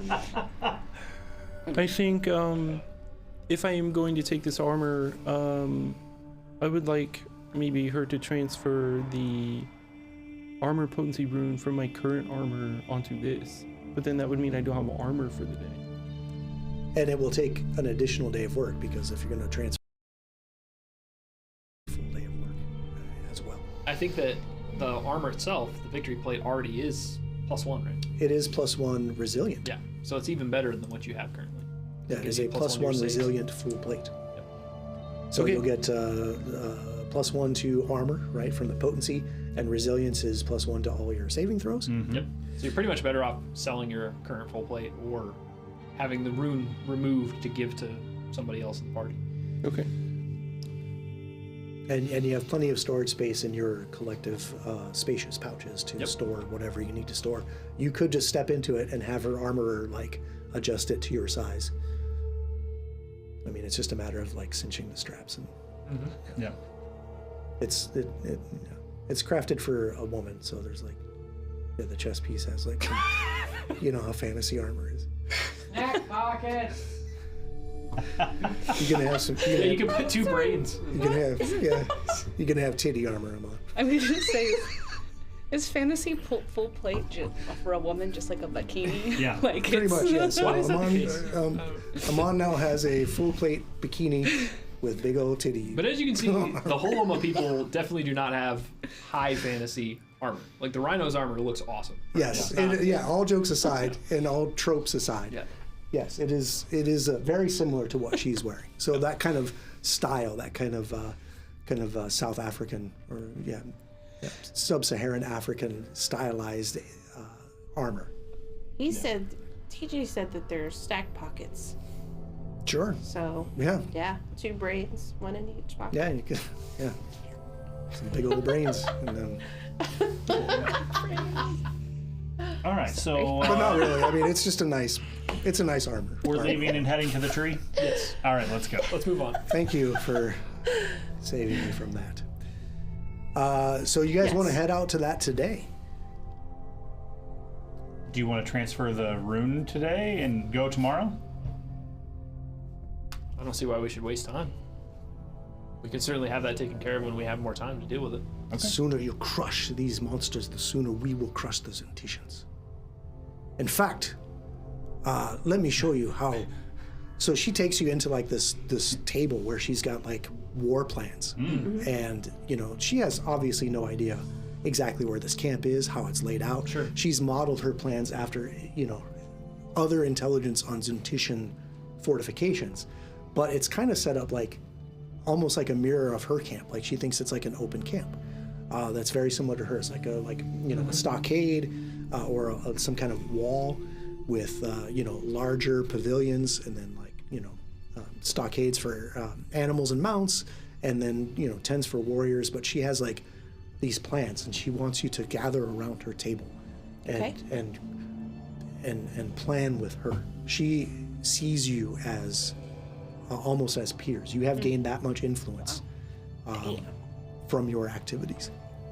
Yeah, with the returning and the fulfillment of the, gathering those ribbons, and then the intimidation with the natural 20, you have pushed her to that final tier where she sees you as equals. And if we meet again, I will see you as my friends. And so she's proudly showing you, we will go here, we will crush this, we will sweep around this way to destroy this. My Eolaka will come down and destroy this. Like she has... This is standard for their encampments. It is what they normally will set up. Now, we do not know what their camp looks like, but with the assumption of the land we are in And my understanding of Suntishan strategy, this is how we could plan. If you come back with better intelligence, we will have better plans. You can help me. And then she goes on again, bravely, like, I know what the hell I'm doing. Boom. And she's like sweeping like these carved wooden pieces around to like symbolize units. She's got a little map. Yeah, little slider. Yeah. And we'll move here, and they'll come from here. Yep. Yeah, she's very proud of her command of military strategy. I love it. And after a couple hours of that, she wants to serve you like to celebrate our allegiance. We will have a feast, and so there's like a lunch brought. And as you guys sit down to eat, or maybe not eat, depending on how you want to approach this, obviously it's food fit for quick. So sadly, they will not bring out brains or blood or anything fun like that. They are just people. I can eat regular food. Yes, you can. You sure can. But it's not going to be as lavish as like what you expect. It's fine. There are some roast meats. You think, as you're looking at this, am I eating zebra right now? Or am I eating little boneheaded dinosaurs? Well.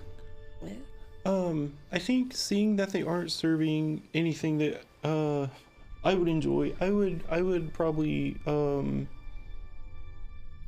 relieve myself to the armory to have that armor fitted. So I would spend time with the armor to have that new armor fitted for me. Okay. And then sell my current armor. Yeah, they don't have money, especially currency that would be honored in Geb, that they can give you for this, but they could trade potentially for other items, but it would be anything that's level 10 kind of, or you could just wait to sell the armor. Yeah, I'll stow the armor in the spacious pouch, and then just spend time during this lunch to get fitted with this new armor. Okay. So the I'm trying to find the person's name that gave you the sister stone. She's the one who is going to fit you personally. She was in the armory. Look at that. Supply tent. Zaela was her name. Zaela is the one who's going to take you in, and you see she's kind of maybe taken aback by the fact that you are a living dead thing and that you are rotting. But she honors you're wearing the green band, right? So she puts that aside, and she knows that you have a place of honor in the rhino's tent. So she sets about and she, gets you all strapped in, slaps you right on the titty plate and says, "You're good to go, man." And with that, we're going to take a quick break. Wow. So we're going to step away for just a little bit at the halfway point here, so don't go anywhere. We're going to filter off and go restrap our plate mail and take a restroom break, etc. Come back to the table, and then we'll see what goes from there. And yeah, in all seriousness, Amon doesn't have titties on his arm. I was like, Hey, you I would love to see You don't actually know. I don't know. I would love to see the fan art, actually, if we can get that. I'll get right on that. Don't worry. Okay, with that, yeah, don't go anywhere. So while we're on break and we're filtering off, I don't know, Mike, if you want to. Yeah. Mike, I'm going to pass the mic to Mike. Boom. And tell us about PopCon. Yeah. PopCon is right around the corner. We will. It is a convention that takes place in the Indiana Convention Center here in Indiana, obviously. Yeah. Right? That would make sense. Indiana, Ohio. The Indiana No. Convention Center in lovely Tucson, Arizona. Yeah. I mean, but it is May 8th, 9th, and 10th. Yes. And we will be there in room 124, which is across from exhibit halls A, B, and C. And that is on that main concourse there, like if you're coming across from Victory Field. Yeah. There's the little statues outside of Right. the convention center, if you are familiar. And we are down, we are on the corner where the hallway goes to the Westin. Like that Sky Bridge to the westin. Yeah, so by the escalator there. Yeah, so we are on that corner, and then on the other corner is that food court. So we're on the opposite Yes, corner. okay, I know exactly where we are now. Perfect. Okay, yeah, so there's that escalator there right by the food court that will go up to that skyway across. What is that? Is that Washington Street or whatever West is going Street's into right there. West Street. Because that'll go ultimately to Capitol, which runs in the front of the convention center to the main entrance. So we're not quite all the way up to the front. Right. We're kind of on the that back left corner. As you're facing east. Right there by the JW Marriott, kind of in that back quadrant. Of the Right. It's right diagonal from the Marriott. Yeah. Very nice and convenient to the food court too. Oh, dude, yeah, right. That's smart. Yeah, right. Very, very well planned. So we will be holding bar fights for bonding. Hello, Jenny. Bar fights for bonding every hour on the hour. Those are cool. Nate, just bring those. Sure did. Hi, Nate. Patrick, I'm contributing just 365 minutes to Nate. So. Oh no. That's going to be a keychain. That's cool. We will be doing bar fights for bonding. We'll do it on the hour every hour that the convention is open. If you are looking for the hours of PopCon, I will make Jenny post that in the Discord channel. So go to Discord and look for the hours. We will be doing bar fights on the hour every hour. And I think we're going to try and run the games or keep them about 12 participants so we can make sure that you guys have a good time and we just don't overload the room. One, I'm pretty positive that the room we're going to be in is about the same size of the room as we were in last year, but we also just want to make sure that we're can focus on you guys and have a good time while we're doing it. But we had a great time last year, great turnout. We put like 950 people through bar fights for bonding last year. And this year we will be in the exhibit hall as well, so you can come see us in there. Nice. And you will need a badge to get into the exhibit hall. However, you will not need a badge to get into the room that we're in room 124. And you do not need a badge to play bar fights for bonding. Okay, and hang out with us. And, absolutely. And for those of you who are just joining us or just catching up, what is bar fights for bonding? We've thrown that out a lot, but what? Sure. Tell us what it is, Bob. Well, Bob, What have they won? a hand fistful of bubblegum. So Bar Fights for Bonding is a little kinesthetic kind of style game where we're going to assign you, or you're going to pick one of 4 classes. You can be the fighter, a monk, you can be a sorcerer, or a wizard, right? At the end of the day, it really just boils down to what little bit of flavor you have for your character on how you can dish out damage. We have some oversized D20s that we let you roll. And if you get like a 10 plus on the D20, you hit whoever your target is, you do some damage, and you have a hit point total. Last man standing wins. There's obviously some gamification going on there, some things that we like to kind of push the show with.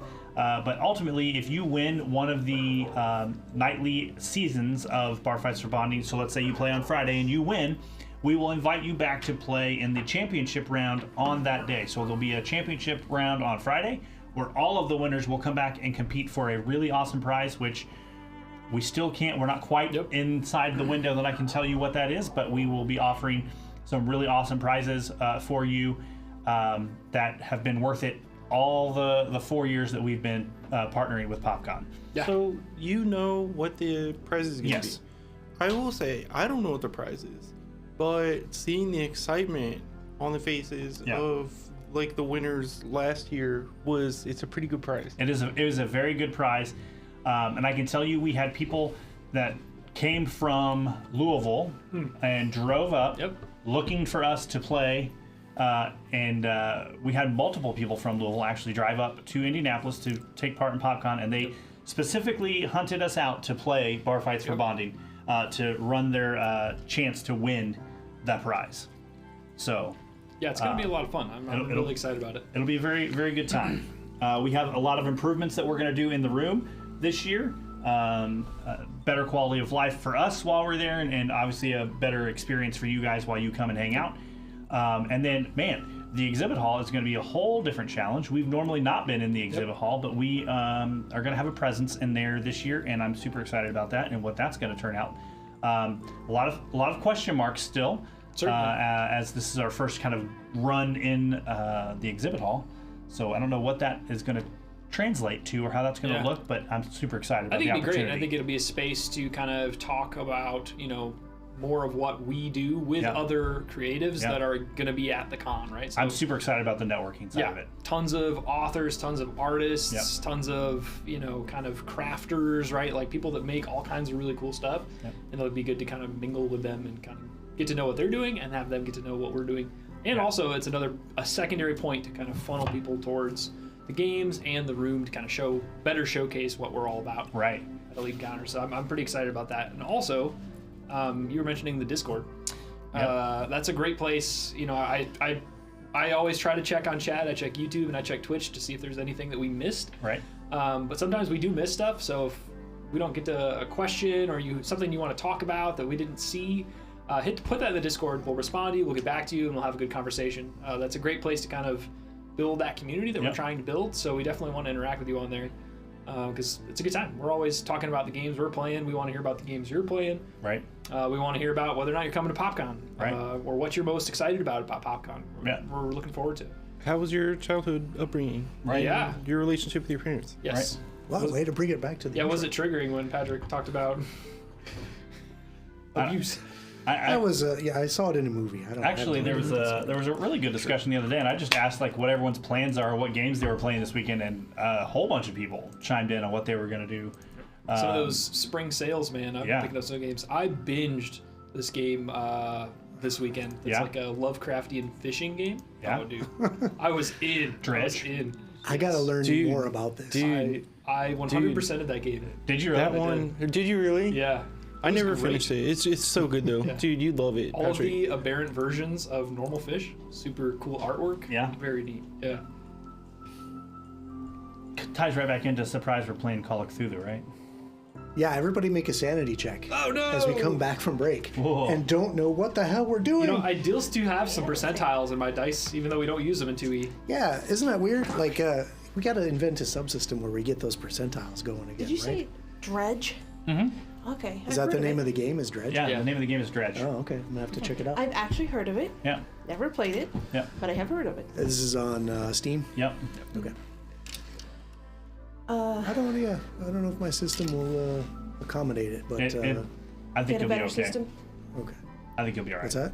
Get a better system. I think if you're Oh yeah. Let me just reach into my bag of money and get I think if you're gaming playing rig. if you're playing Diablo 4 just fine, I think Dredge will be all right. It's on PS5, Oh, okay, so That may you be play, so I have some excuses. play on console, huh? That might be on some console stuff, though. Who knows? You never know what's got that's true. ported over these days. That's true. That's true. We shall certainly look But into we're it. not And who playing knows? that Maybe game. my. Yeah, we're not playing We're that playing game. Pathfinder. That's yeah, right. we will as soon as, soon as Bess gets back to the table. Bess gets back. Yeah, so the feast goes on at the Rhino's Pavilion. Amon has his armor nice and fitted, and it feels good.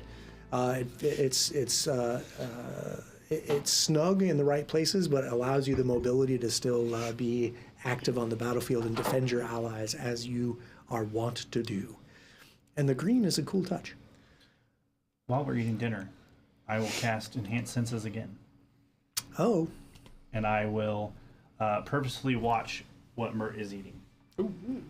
Yeah, if there are kind of unusual meats that maybe aren't not questionable looking, right? But like cuts of meat that you mentioned, like is a deep red meat that like maybe could be a zebra or Draco Rex or whatever is out in the field, I'd certainly try that and try to again like close my eyes and really focus on as I'm incorporating it.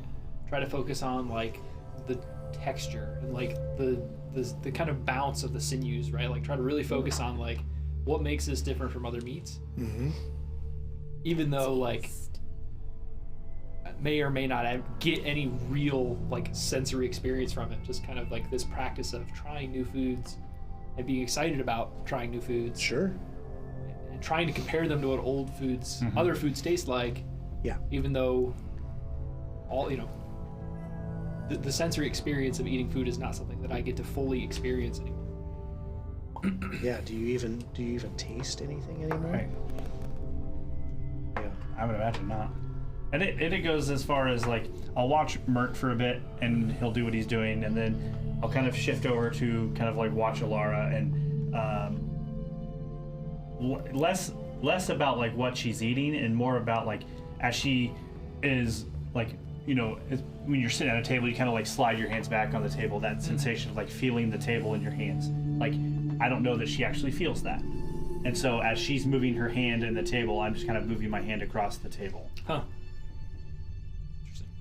And are you trying to be sneaky about this at all? No, I'm not.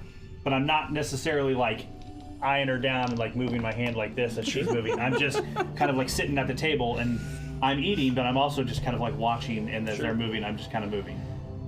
Mert, as you come out of kind of focusing on this this dark red meat that you are experiencing for maybe the first time ever, and you kind of come out of this focus and you're like, okay, I remember, and just you look over at Lysander and he's just looking right at you as you're eating, and he's slowly chewing and watching. I feel like a little invaded, almost embarrassed. Like there's this experience of sharing new food with friends and strangers alike, and really leaning into that and starting to really richly enjoy it. And that kind of just snaps me out of that experience. Like this almost like natural connection that I'm enjoying with all of these Holma people that I don't know. Like that's something that means something very deeply to me. For why, I'm not quite sure. And that really snapped me back into nothing is the same anymore. And like these people that I surrounded myself with, you know, they're certainly strange. Yeah. I take it she doesn't notice? No. Okay.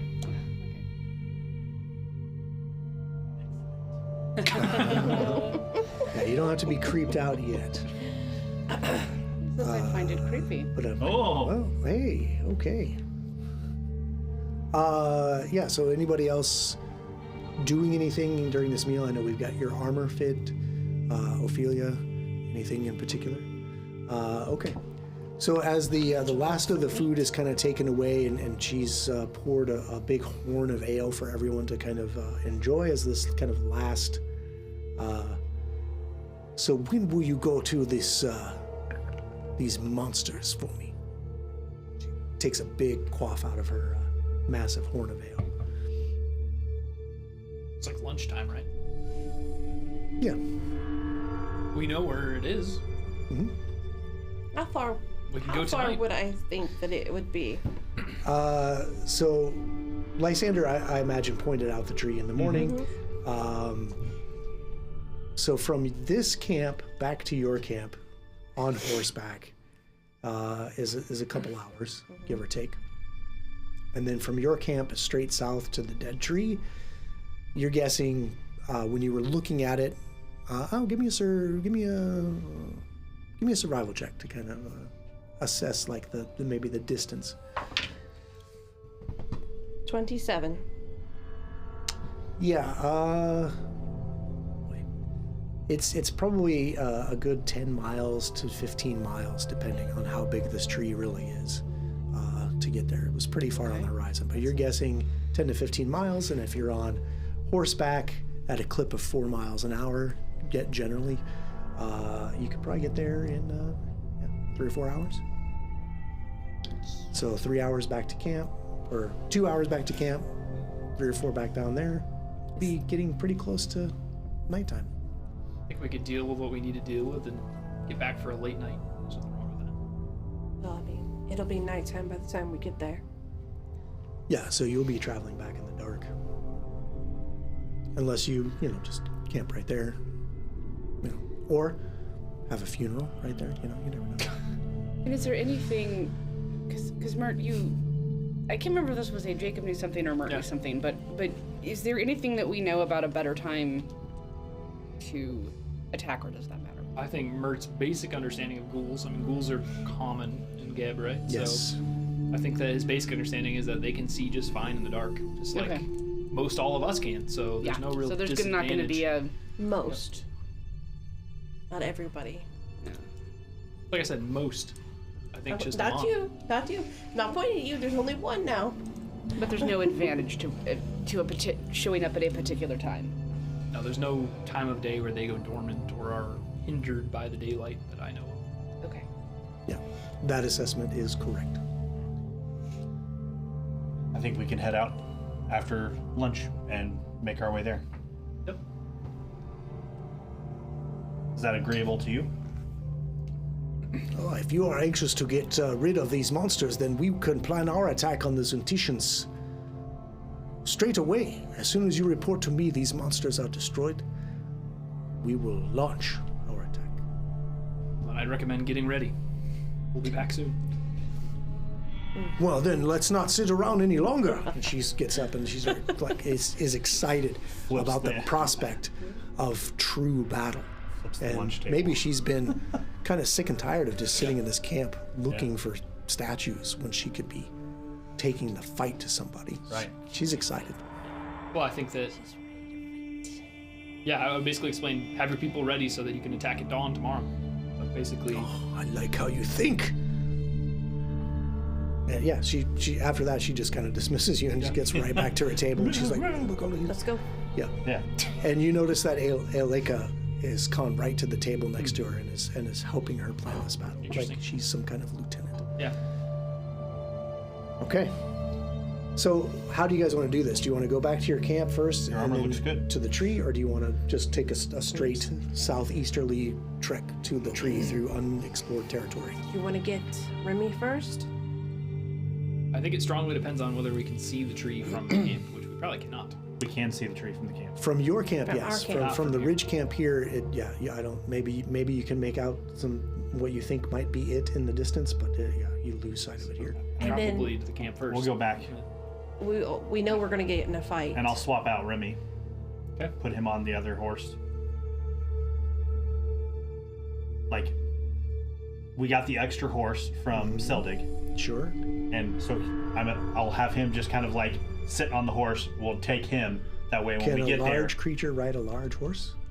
I think the mount has to be larger. I guess than that's him. true. so we used it before. We draped him across his lifeless It'll body. slow you down, but whatever. Yeah. Or else we'll have to buy him roller He's not. skates. He's not actually going Roller to use it skates. as a mount. It's With a just he's sketch just He's luggage. He's luggage. Yeah. Like a loaded down donkey kind Correct. of thing. Maybe Okay. maybe In I that could case, I'm craft cool a with it. sled. Yeah, Travoy behind the the horse. Yeah, I think we can manage it. Yeah, because it's not actually like sitting on it, No. like riding it, like here. Write that down for Use next the time we try legs. this and we do this again. A sled. Yeah, it's No. That he's allowing it. Okay. Write that down for next time. Got it. Just gotta pop his legs off or something. Are you insulting my ability to retain memories, good sir? We could put skis on him.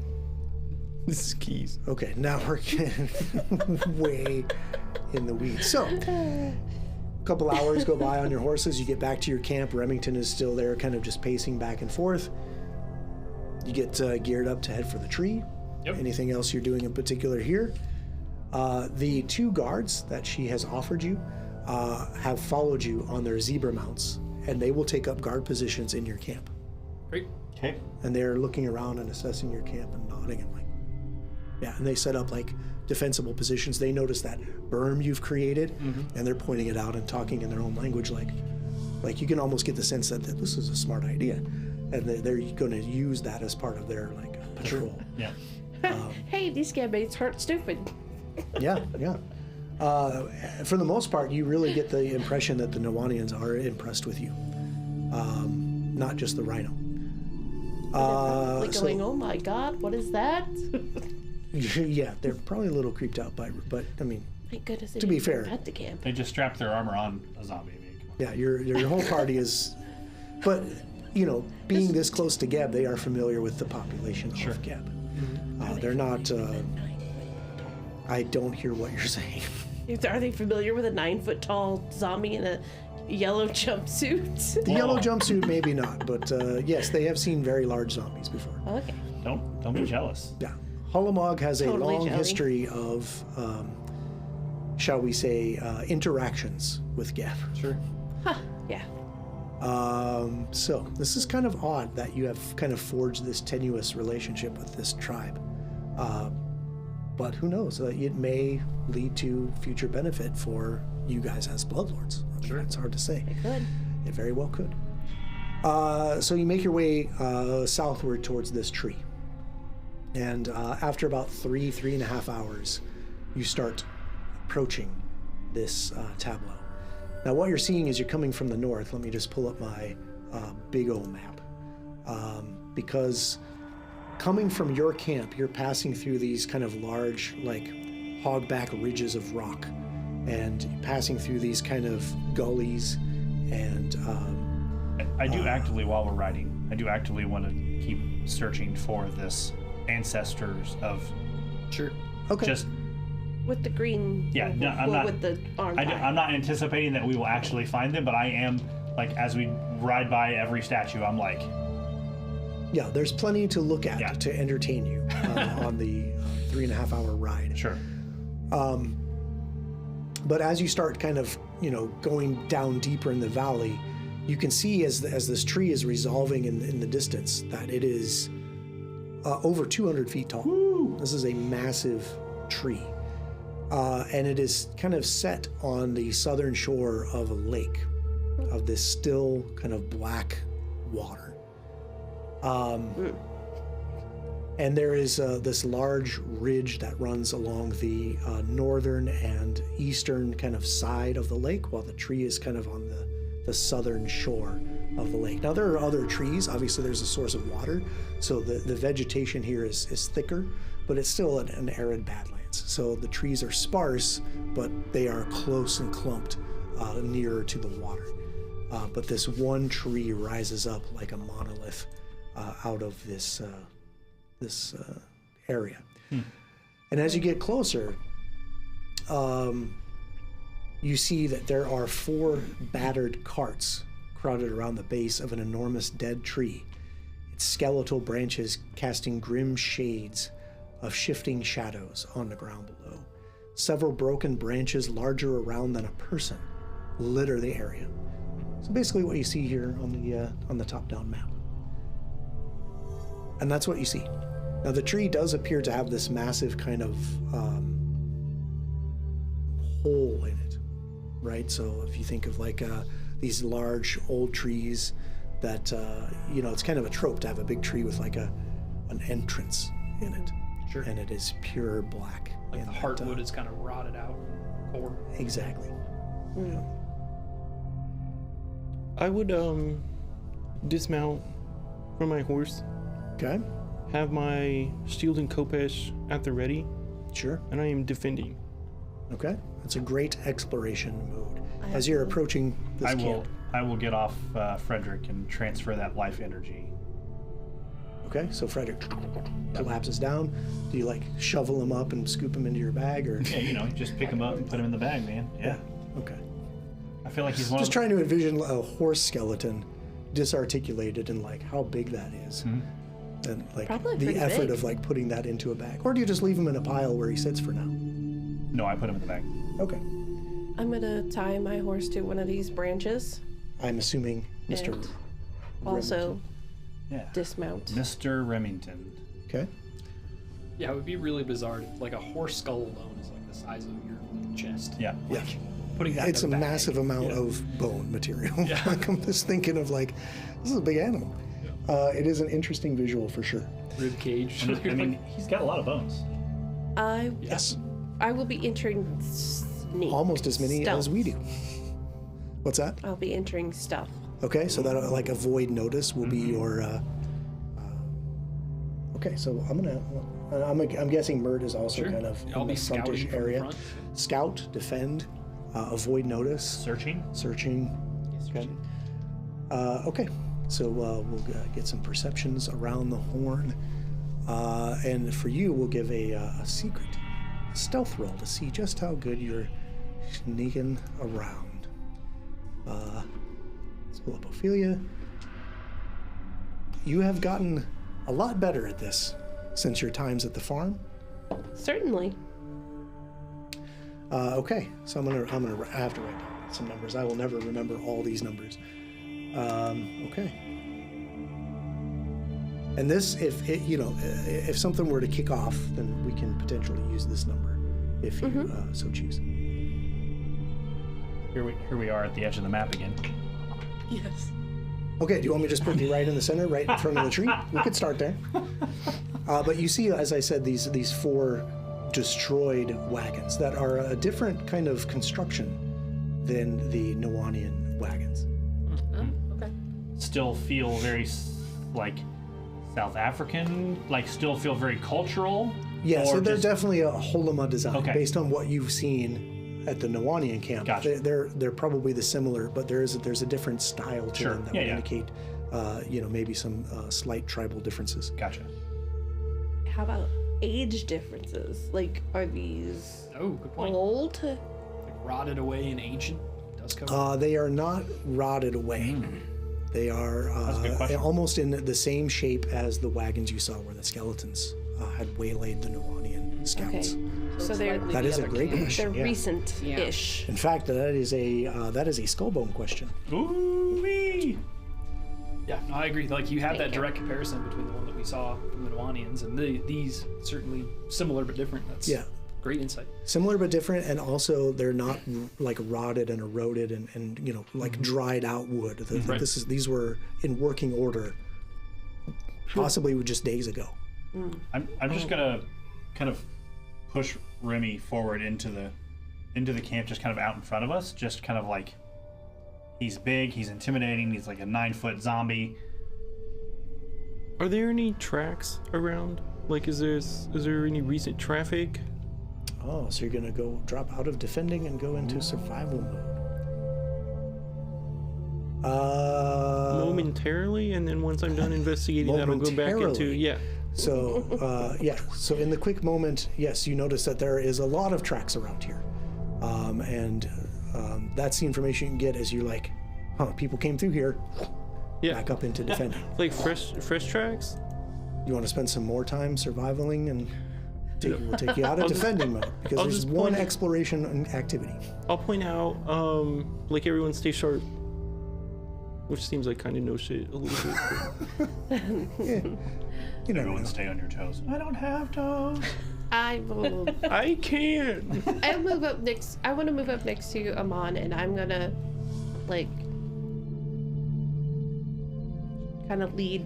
She's like, With explain to me how this shield works. No.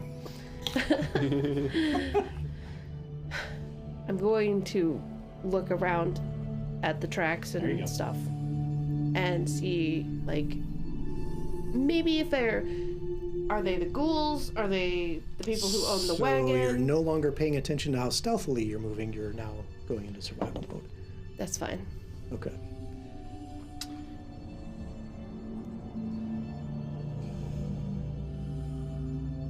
Okay. Let's see what you find out with this roll. There's some information here. So around the base of this tree, there are, like I said, these kind of these 4 ruined carts.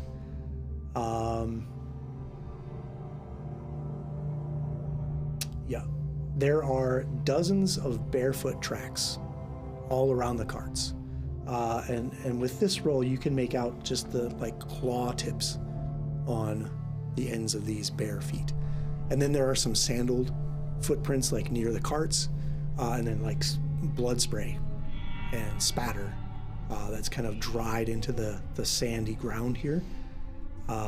That's what you know. But you're gonna have to get a little closer to the carts to get that sense. I'm gonna move up to the carts. So we'll put you like right there. I'll move up with her. Okay. I think I'll go up by Remy, by the empty hole, to try to look inside and see, like, are these ghouls up inside the tree? Does it go down? You can't see into it. It is completely dark, and it does seem to like kind what of I think. go down into the darkness. Okay. What's Alara doing? I was like, I'm sticking with Lysander. It's like, are you? Okay. And Lysander?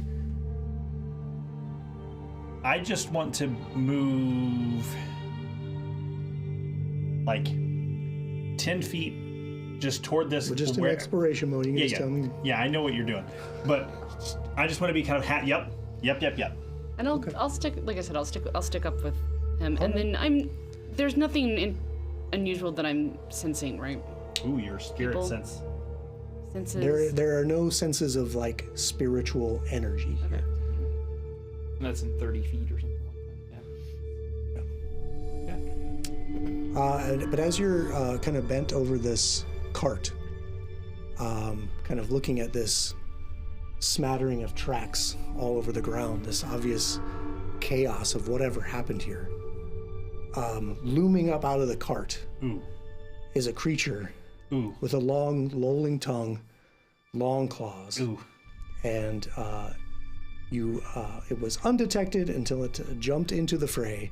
Oh, no. So, having rolled their numbers, why don't we get some initiatives from y'all as we jump into an encounter? Yes. Ooh. Oh, jeez. Yep, same. Okay. Okay. So this is gonna get fun. Alara, 35. 35. Okay. Lysander, 25. Amon. 14. Whoa, whoa, Ophelia. 20. Okay, and Mert. 19. Man, oh man. Okay. I won't talk about it. Well, me neither. Alara, as you were kind of walking up behind Lysander, maybe you noticed some movement out of the corner of your eye, and you saw like the old tarp on this wagon like shift as this thing's bursting out. You actually get to go first. Yeah. Let's Okay. go. Everyone remembered to add their +1 because Mert was scouting, right? Yep. Oh, good point. That's 20 for me, which is 21 for you. Yeah, it'll still end up being the same order Yep. because everybody got the same bonus. Basically, if we tie and we didn't add it, Well, if it was like if the bad guys are the same, like then it would. yeah. I'm just, hey, The bad guys aren't anywhere near your shitty initiatives. Aw. But okay. Come on. I'm trying, man. okay? I'm trying. Every +1 helps. It's our. Yes. At least that's what I was told. Let him have this. Let him Every have this. plus one helps. That's Yeah. right. Every +1 helps. This one did not. Except Alara, what do you got for us? Which Alara? cart did they? trying So yeah, they're right in front of Ophelia. They're just Oh, okay, moving okay. up to Oh, like attack okay. Ophelia. Nice in range. Okay, perfect. Okay. Nice and in range. Yeah. Of what? Okay. Well, I'm going to. Ooh. There may be a picture of what this is popping up shortly Oh, boy. as these outlaws pop up from behind these wagons. Outlaws. Outlaws. Well, that's what I'm calling them, so TJ knows what picture to put up. Okay. Yeah, they've got like bandanas around their and black cowboy hats. That's what they look Whoa. like. Oh, okay. What in the hell? All right. Well, Alora is going to cast Dirge of Doom. Okay, Can I pet that dog? you can come and pet that dog. That looks like a bitey boy. It's a number of things. Dirge of Doom. Yes. All right, 30 what foot are the emanation. effects of Dirge of Doom? 30 foot girth okay. Whoa. Here we go of the again. thing now Okay. of frightened, and then I have no problem being a one-trick pony, and And this is a mental effect, yeah? yes, and then I will do haste on Mert. All right. 'Cause Classic. go kill him. Classic combo. I mean, yeah, Lysander, you have a +2. I'm rarely sad that I Somebody do channel that. pointed Lysander? Yep. Holy cow. Okay. Chevy. Good old Chevy, huh? Hey, thanks, pal. I do have this. Says you got this. All right. Just writing down some things here now that I'm frightened. Or Yeah. am I? Or are you? Or, I mean, if he's got to write things down, probably. Maybe. Let's just say things are about to get funny.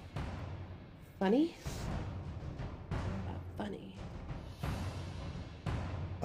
Because the one that has jumped out of the wagon right over Ophelia is going to attack Ophelia. I know, right? All right, so that is going to be this guy. Right there. Just kind of out of the from the like under the buckboard, just looms up. And the first thing he's going to do is bite down with those sharp teeth, like as you're coming up from those tracks, just right down on your shoulder. I told you it was a bitey boy. I have many tricks up my sleeve. But I don't even have sleeves. 23 to hit you. No. Okay. All right, it will bite again. How about 34? That's a crit. Whoa. Oh. Okay. It's not a natural 20, so I won't pull a card on you yet. Thanks. Okay, so critical damage here. Incoming. And this a bite? A bite? It is 32 points of damage as these teeth sink deep into your shoulder through your little gothy dress. And I'll need a fortitude save. You knew this was coming. I don't like bitey boy. You had to get up front. You're right behind me. 23. 23, sadly, is not enough I'm not to pass surprised. this. So you are paralyzed. I was gonna say we were. Yep. Schwankank. Well, Okay. hope you got another character ready. However, each round you get a new save to come out of paralysis. Maybe. Maybe. Okay, that was bite number 2. That was good. And now that you have been paralyzed, you're technically off guard, I think. Give me And 25 to now hit you with a claw. So it just rakes down its claw across your frozen face. Yes, it hits. Your face is frozen in a rictus of fear as you take Annoyance. 14 more points of damage.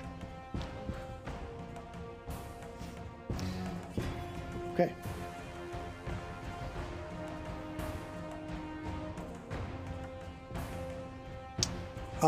Jumping up from behind this tree branch Oh no. Blah. is another one of these things. The first thing it's going to do is a swift leap. Schwunk. It jumps right over the tree branch. Makes that noise right too. next to. Shrunk. Yeah. It actually goes. That's one That's action. way better. One action to. Schwunk. That's my sound effect to get me in the jams. Okay, here we go. Bitchin'. It's gonna try to bite you. Okay. That's out of the box. I'm getting too excited. Ugh. 34 Yes. to bite Amon. 16 points of piercing damage, Okie doke. and you are not alive. So you are not a living creature. I'm not. Bleh. So in anger, it will strike out at you with its claw. I will point out, like on my character sheet at least, I get a +1 bonus to things that would make you paralyzed or sleep. That is true. Does not make me immune. Yeah, you are not immune with basic undead benefits. You get a +1. Good call out though. That make sure you take that into consideration. That You do +1 not might have matter. undead benefits. Yep. No. Okay, so you are just going to get straight saves. Right. Okay. Man, I'm so nervous I got to pee again, but that's all right. Well, we only get one break, so lock in. I know. I don't know. Am I going to make it? There is a big cup under here on the table. Oh boy. The raid bucket. Oh my goodness. Yes, indeed. Please let me know so I can turn the microphone off. Yeah. TJ, pee check. That's going to be that'll be your cue. Oh, No, that's not. Guys, I'm a grown man. I can hold my pee for a while. Thank you for clarifying, 'cause I'm sure they were I'm a really. big boy. Okay. That was the top of their This minds. is, God, this is so. Okay. And now coming out from behind the wagon here is a third of these creatures. And it will swift leap to this large zombie. Shrink. We're a team. Yeah. Play some 3-on-3 at the tree. Okay. It's like a basketball hoop up on the Yeah, just nailed right above the entrance is like a metal hoop. Like, Remy will be your center. about to slam dunk on you. Try me. Oh, geez. Okay. How about a 37? Oh, That's a crit on Remy. Okay.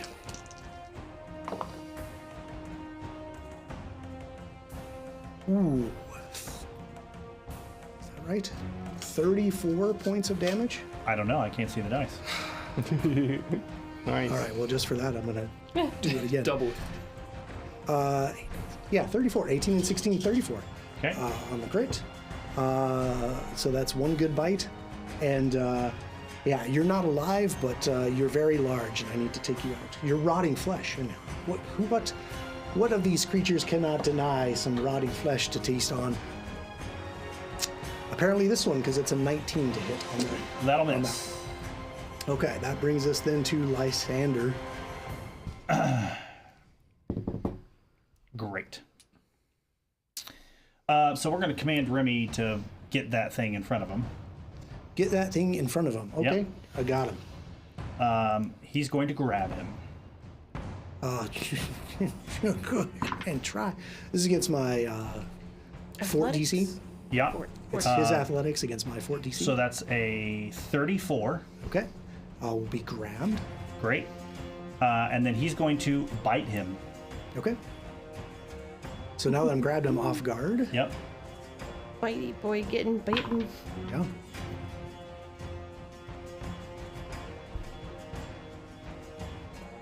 That is a 38. 38. 38. To bite him? To bite him. That's a crit. Great. This is a skull. When I bite, it changes my damage to D10s instead of D8s. Oh man. It's nice. It's Big called boy dice out. Take a Taste. Ew. I hate that.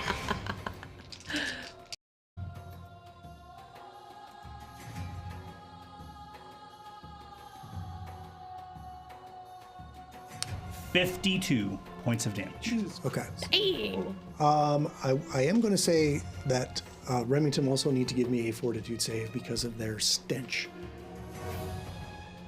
And I take how much damage? 52. Okay. Does he get a bonus on the save against the stench in No, case it's it like just a- smells familiar? Straight up stench. I'm going to re-roll that. Okay. Yeah, that's way better than a 1. That's a 26. Ooh, a 26 against me old stench. Ye old stench. You seem all right for now. Okay. Okay. So that's one action for 52 points of damage. I love that for me. The grab and the bite are one action No, together? the grab is one. That's one action from Lysander to command him Gotcha. to get the 2. Okay. Boom, So boom. now Lysander gets his other 2. Yeah. I'm Yes. tracking. Yep. Baby to bam. Okay. You are not within the aura of any of these yet. I want to.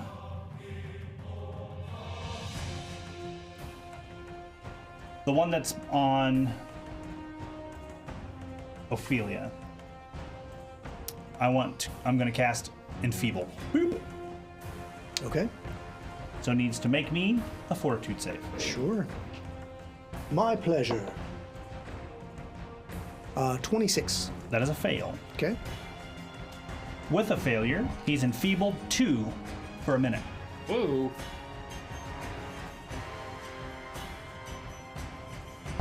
And that's me. Okay. Interestingly enough, that will only affect their damage, not their attacks. As they have finesse weapons for their attacks. That is Lysander.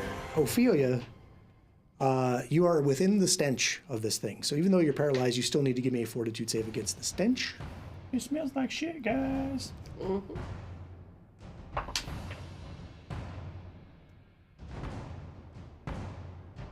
31. Ooh, 31. let's go. All right. You feel pretty good about being in the stink, even though you're paralyzed. And then at the end of your turn, you can make a new save against the paralysis condition. I Well, think. even though I'm paralyzed, I can still recall knowledge. That is correct, yeah. And I would like to use one of my turns to recall knowledge. What are your actions? One of my actions. So with religion, which would be what you would use for these guys. Okay. Ooh.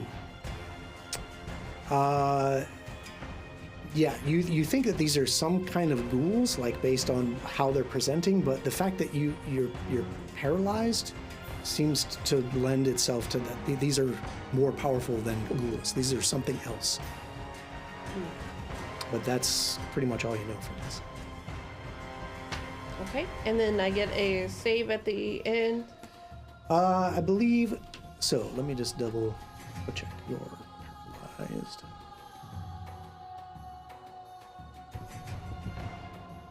The new save at the end of each of its turns. Yes, you can make a new save at the end of your turn. Fortitude. It is. 27. 27. You are no longer paralyzed. Hey, let's go. You feel like movement returning to your skeleton. And you are okay there, and you're okay there. Okay. But that's all. Perfect. That's all of my. That's the end of your turn is when you make Okay. that save. Yep. Well, I'm not moving. I'm gonna still look paralyzed. Okay, Mert. Yeah, well, the coming out of paralysis is the end of your turn. You make that save at the end. I will step towards the one closest to me, and then I will double Okay. slice. I'll need a fortitude save first. Sure. Fortitude save first. 30. Okay. It's really stinky, but you fight it off. Okay. Here we go. Double slice. Let's get skull. Okay. He is off guard It's a fumble. and frightened. It's a natural one, Yep. Oh no. and he doesn't have a skull bone. Do not. He's cashed it in. Is tonight going to be the night? Maybe. When we finally kill Mert? No. He's fine. He doesn't need a skull bone. Are you kidding me? He's got a team of ace adventurers up his sleeve. As the fumble comes into play, melee, off balance, you will take -2 circumstance penalty to all attack rolls until the end of your next turn. No, that Okay. could have been a lot worse. It could have been a lot worse. Okay. Then the other swing on that double It's slice. -2. Nat 20. Hey, What? let's go. Dice taketh, and the dice Giveth. giveth. That's a 34. 34 does result in a critical hit, Let's Okay. go. even if I take the -2 off of that. So Yep. I'll give it to you. Okay. And you get the bonus of a red card. Whoa! Max, too. Oh, Well, let's see what the card is. Well, I'm waiting. It might say minimum damage. I might say no damage. Yeah, it might say, what a critical hit. You just, you're so impressed by your own criticalness that you just You give like, him a wet willy. sit there for a turn. No, not quite. This is a slashing weapon. Yes, Your, is this the Caesar coming Caesar, across? yep. Yeah, that'll leave a mark. Normal damage, but the target will take 2d6 persistent bleed, Oof. which is worse. That is bad. Worse Okay. than double damage? I think so. This is 25 points of damage then. 25 damage to the guy holding the skull. Guy being grabbed by Okay. Remy. Yes, it's in very bad shape. And I still have my hasted action. Step, You do double step, double slice, hasted action. and a stride or strike. I'll get one last swing with the bastard swing. Okay, at map and -2. Yep, you got it. It's not a very big number. It's a miss. Okay. Amon, you are starting your turn within the stench of these things. I need a fortitude save. Okie doke. 29. Yeah, you're all right. Okay. Maybe I'm just kind of used to it. I think, yeah, Being a yeah, little it's like- stingy myself. Yeah, yeah. Yeah, this is just morning Amon smell. Yeah. Okay. You are free to do your actions, sir. Oh boy. I'm going to raise my shield and then defensive advance in front of Ophelia.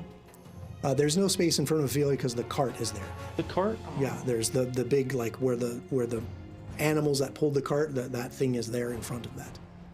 So there's no space. Now you can go like around and get in this square maybe over here, but you're not really in the space to protect Ophelia. Yeah, I'm trying to protect her, you know. You could instead defensive advance over to here and still have her adjacent to protect her that way. Yeah, I'll do that. Okay. So raise the shield, defensive advance, 2 actions. And get a then I swing. end within striking distance, so You I'm sure do. going to swing with my Kopesh. Okay. 36. Let's go. 36 is a hit. A hit, huh? Yep. Just Okay. a regular old weenie hit. Regular old hit. Okay, well, I will take it. 10 points of slashing damage. Ooh, okay. And then I will... As you left that square, Oh, the other creature bites out at you from Okay. behind you there and would hit a 31. no. Okay. Yeah, because you had your shield raised up before you advanced away. Mhm. So that does not work. Okay. And then I'm going to take another swing. Okay. This will be 17. Is a miss. Okay. Bad news. Round 2. Alara. I am going to cast Noise Blast and place it right behind like the 2 that are there, because I should be able to get the 2 of them in it without. Like here? Yep. And so I can just get the 2 of them and not Amon and Mert. I agree. Awesome. Yeah. Okay. Noise Blast is sonic damage. Yes. Okay, and you need fortitude saves, yeah? Correct.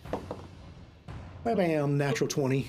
Look at you picking up on what she's putting down. Yeah, I'm like figuring things out. 28 sessions into book 3.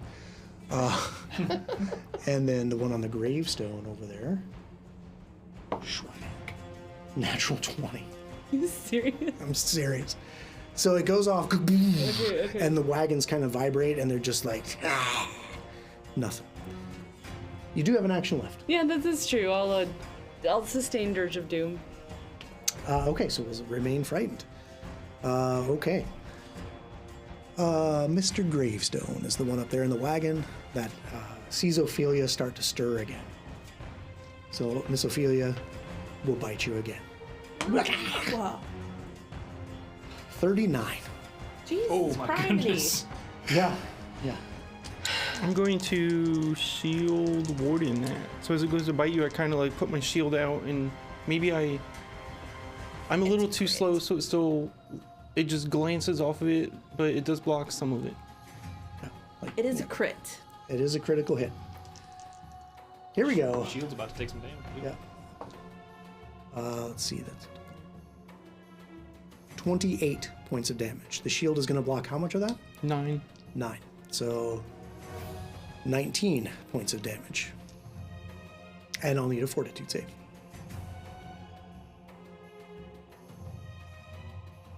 Actually, sorry.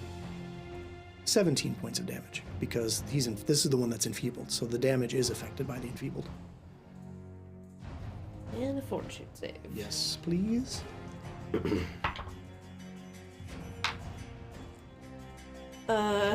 20? Okay, 20 is not going to do it. I'll go ahead and I don't want to be paralyzed again. Okay? If that's okay So with a you. new roll. It's okay with you. It is okay with me that you have no more skull bones. got one and more. are about to die. Oh shit! Okay, I didn't see that there in your secret skull bone stash. 25. Right in front of my line of sight. 25. Yes. Is still a fail. God, bless it. Yeah. Sorry. So you are still paralyzed. Man, I'm kind of getting sick to my stomach here. You are now off guard. Uh-huh. Now that you're off guard, I'm going to bite you again. Let's see. This is finesse, so not affected by that. However, I'm frightened, so that becomes a 28 against your off guard. I am down, and unless you roll less than 8, I am down. It's hits, and unless you roll less than 8, Well, let's see how I'm much down. damage I do here. Because you are off guard, I get to do a little more. I'll retributive strike this. Okay. Give me just a moment. Please. I have a number of dice I must roll. Okay. If it's more than 8. Okay, well, it is more than 8, I will tell you that, because it ends up being 22 total damage. Minus 11? Okay, so minus 11. And so you go to dying 1, because it's not from a critical attack. So let's put Ophelia into the dying column there. And now you'll get to retributive strike against the guy on the bookboard there, Mr. Gravestone. Who's frightened 1. 32. 32 is a hit.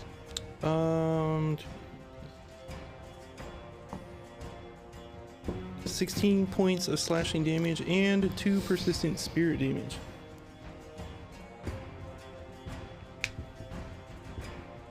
Okay, you're gonna have to keep track of that. I've got. I'll tell you what here. 2 persistent. Okay. Ooh. Okay. That brings us to this guy over here. Ophelia will go prone. Blah. So this one with the outstretched arms is going to now turn its gaze and leap. Shwagank. Right in front of Alara. And get a frightened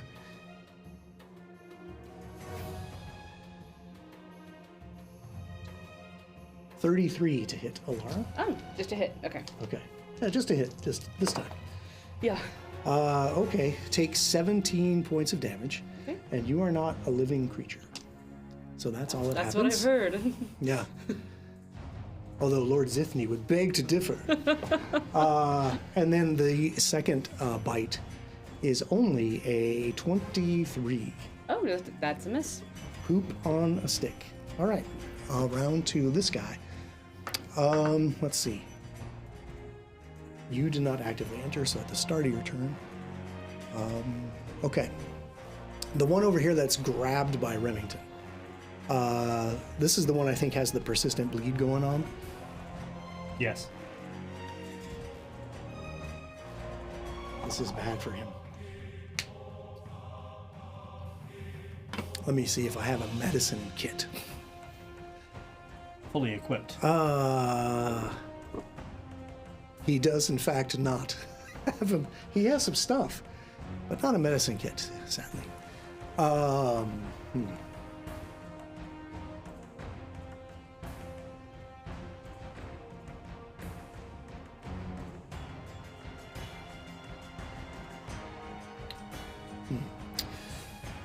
Let's see here. If I am grabbed and I want to escape, I can use my unarmed strike, or my athletics, or my acrobatics, right? I think I'm going to go unarmed strike. Let's see. Even though I'm frightened, it's still a little bit better. Let's try that. So here comes my unarmed strike to try and break out of your zombie's grasp. This is against his fort DC. This is a 34 against Remington's fort DC. Yep. Okay, so I have escaped with an action. Cool. And now I will quick leap. Shwagank. This movement from quick leap does not provoke reactions. Oh, got me all excited. I know.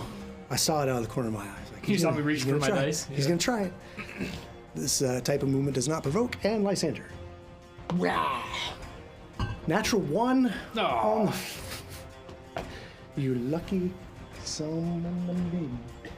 Okay, so this is a bad card. Where did my cards go? Okay, well, let's... this is a unarmed attack. This is... So in my leap over there to hit Lysander, I kind of crash into Lysander. I now have a brutal collision, and I must attempt a fortitude save. The fortitude save is against your armor class. If I succeed, I'll be stunned 1. If I fail, I will be stunned 2. Oof. Here comes my fortitude save against your armor class. It shouldn't be that hard, really. 30. You succeed. Okay, so I'll be stunned 1. That's sucky. So now I've got to write even more conditions on these guys. It's cool. It's cool. I've got tons of room on my board here. Stun 1.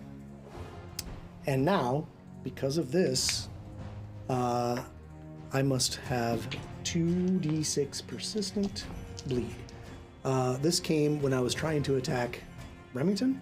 The bleed Yeah, came from Mert. I fumbled against Mert. So Mert, you roll the 2d6. You guys have fun for once. It was from his natural 20 crit. Yeah. 12 damage. Yeah. What? Oh, that's from that leave a mark. That is from, my bad.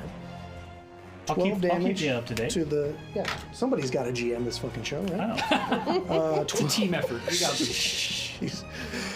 Oh God, I appreciate it. So that's the end of Skull. The guy that's holding the skull. He's not doing so hot. Lysander. Great. So I don't like any of this. Just so we're clear, Like, where are we going? right? Ooh.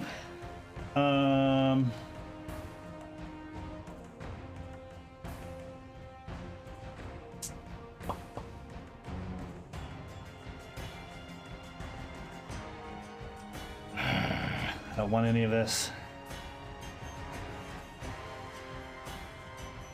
I will.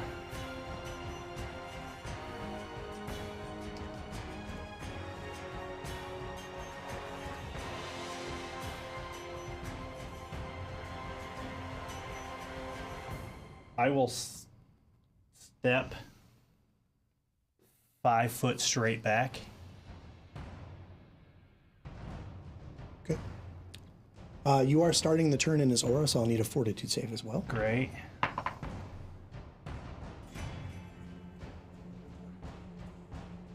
That's 22. Okay, you will be sickened 1 from the stench. Okay, great. That's exactly what I wanted.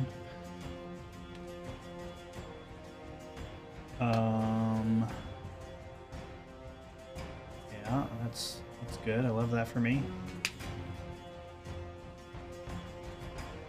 I will. Nope, that's not the one I want.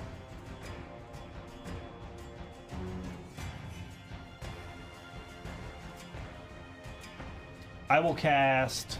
No, he's almost dead. I'm not going to waste that on him. Who's almost dead? Mert? No, not Mert. It's not even been touched. Yeah. All right, here we go. Pro tip, nobody is almost dead. The guy who's taken a shitload of damage from him, he's closer to death than I am. Yes, I'll give you that. Okay. Ophelia's the closest to death, though. To be Yeah, I don't fair. want any of that. Okay. Um, I'm just trying to help you out. I Trying know to you. find a I target. know you are. I know you are. You're doing a really good job.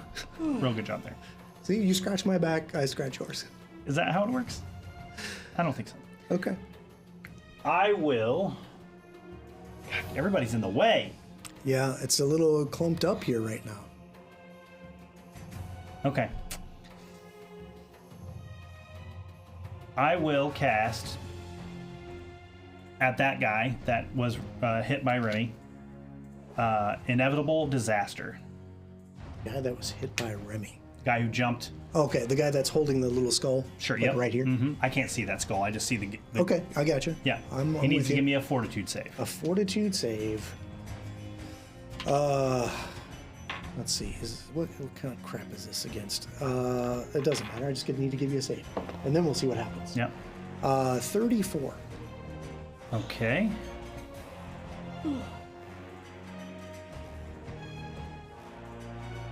I don't think anything happens. Oh, basic save with a basic fortitude save. Okay, so I'm gonna roll a d4. What are we doing here? Inevitable Disaster. It sounds like it. Yep. I briefly glimpse cause and effect, putting into motion the chains of events that will visit doom and your enemy at some point in the future. I rolled a 2 on my d4, so in 2 rounds he will take 55 points of damage. Oh. Halved because of the save. Okay. Yeah. I like this a lot because this is fun. So I'm gonna circle this round here, just to remind me. Keep track of those 2 rounds Yep. of when this goes off. But I have a little And note here. because I did not command Remy and he was attacking that monster the last round, he is going to continue to attack that creature. That makes sense. He gets 1 action to do Yep. so. That is a 31. 32. 32 is a hit. Great. We're just back to plain old punching. We're not biting. We have to Okay. bite first. All right. See that shit? Oh, I see it from 8. here. 8 damage. Okay, that's all right, because in a couple rounds, something very bad's going to happen to you, That's right. and he's going to take 25. 26 points of damage. Yep. 27, actually, depending. If he's alive. All right, so that is the end of Lysander. Ophelia, God damn it. you are dying 1. When you're on the ground and you start your turn, you need to say something. 'Cause I really don't account for you to be awake, and I really don't account for you to be on the ground. Just so you're aware. This is the beginning of my turn. Okay. Hey, Lysander, I'm on the I ground. said when you are on the ground, you need to let me know. I did kind of say she's gone prone and dying 1, but that's okay. In the heat of battle, sometimes happens. You're only I dying play my 1. character. I don't play her character too. Yeah, you can't do everything. It's only dying 1, dude. She's got 3 I'm more. right there, Just don't crit on fail. the ground. So the first thing we're going to need is a recovery check. You get a +1 because you have toughness. Yeah. The DC. What'd you get? It's a flat check. Stay in school, kids. 10. 10. Total with this plus Total. 1. Dying 2. Total. And I need you to give me a fortitude save as well while you're at it over there. Oh.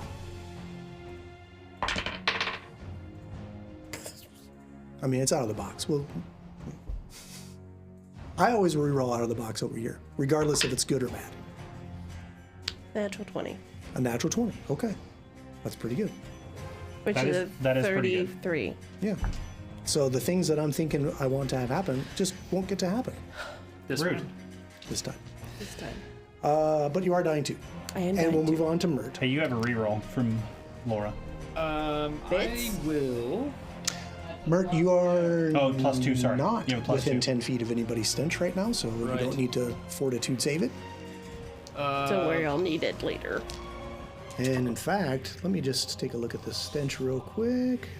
You know what? I think seeing. Don't even have to worry about it, even if you do get into an aura. I think that Amon is dealing with the one in the front. Remy seems to be dealing with the one adjacent to him.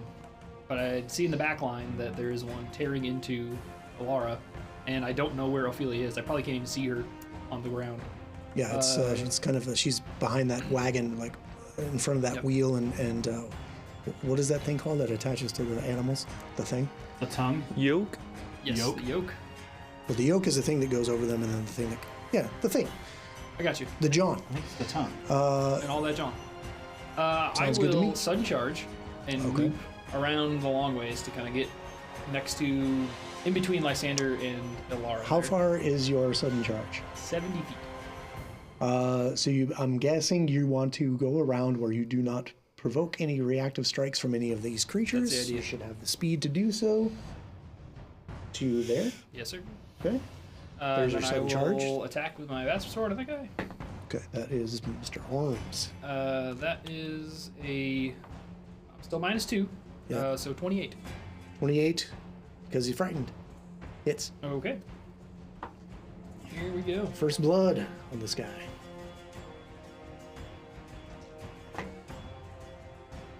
Uh, 23 points of damage, All right. and then I have a couple actions left. So I'm gonna swing with the. So sudden charge is 2. You get the swing at the end, And then hasted. and then swing. hasted. Yep. And then your normal map swing, right? Yep. Okay. So I'm gonna swing. I'm here. ready. Normal map swing at -7. Nat 20. Yes, sir. -7. Yep. Yes. I got it. Okay. I mean, it's still gonna be like a 30 something. Yeah, you're gonna crit. That's okay. It's a nat 20. Okay. Okay, so let's Get another. Let's get a card, baby. This is slashing again. Yep. Okay. So you're going to do your double damage, but this is called bad parry. I must succeed at a reflex save or drop a weapon I'm holding. However, all my weapons are natural, so you'll just get the double damage. Okay. That's Still 42 pretty for good. you. 42? Yep. Blah. Shwagak, he says. And then I will give a flourish with the bastard sword to switch it to. What do I want to switch to? Is that an action to swish it around? It is an action to switch it around. Okay. It may actually have the manipulate trait. That interests you. It does interest me a double check. lot. Double check. Yes, manipulate that weapon. Yeah. I'm gonna switch to something. How about Kopesh? I'll switch it to a Kopesh to match him on. Okay, nice. I'm working on it. Shifting. Bro piss. Yeah, dude. Bropesh. Bropesh. Manipulate. So provoking its reactive strike. I rolled a natural 20. Oh, Oh, okay. Never mind. I don't do that. it's like a 20 fest. I swish it back the other way. Nope. Manipulate again! Reverse! I love it. You know where it is. Okay, so on my natural 20, let's see, this is bite, so this is piercing. Oy. This is called heart shot. Okay. Triple damage. That's fine. I And got you it. will take 1d4 persistent bleed. Oh, okay. Got it. Oy, oy, oy. I can track that. Dude. That's At terrible. least he's not on the I'm gonna have ground. to rewatch the episode like 7 times to get all these conditions and shit straight. Oh, I through. know. It's Okay, getting that's- messy. But triple fucking damage. Let's see what we got here. Sorry for the F-bomb. I'm excited. Dude, you said titties like 4 times earlier. I think we're But past what's it. worse though? Titties or the F-bomb? Right? Well, how many Titties times? is juvenile. Yeah. The F-bomb is... Let us know in the Discord what you Yeah, yeah, set up a poll. Laura, set up a poll. What's worse, the F-bomb or titties? Let's do it. My vote's F-bombs. Titties are just natural. Well, how many times do you have to say titties until it equals like an F? I'm gonna go like 3 to 4. Okay, 3 to we're 4 about- titties per F-bomb. How about some? How about some Jake would triple? like us to shut up. How about some triple damage? Triple damage. Okay. I gotta do some math. Holy crap. Okay, 42.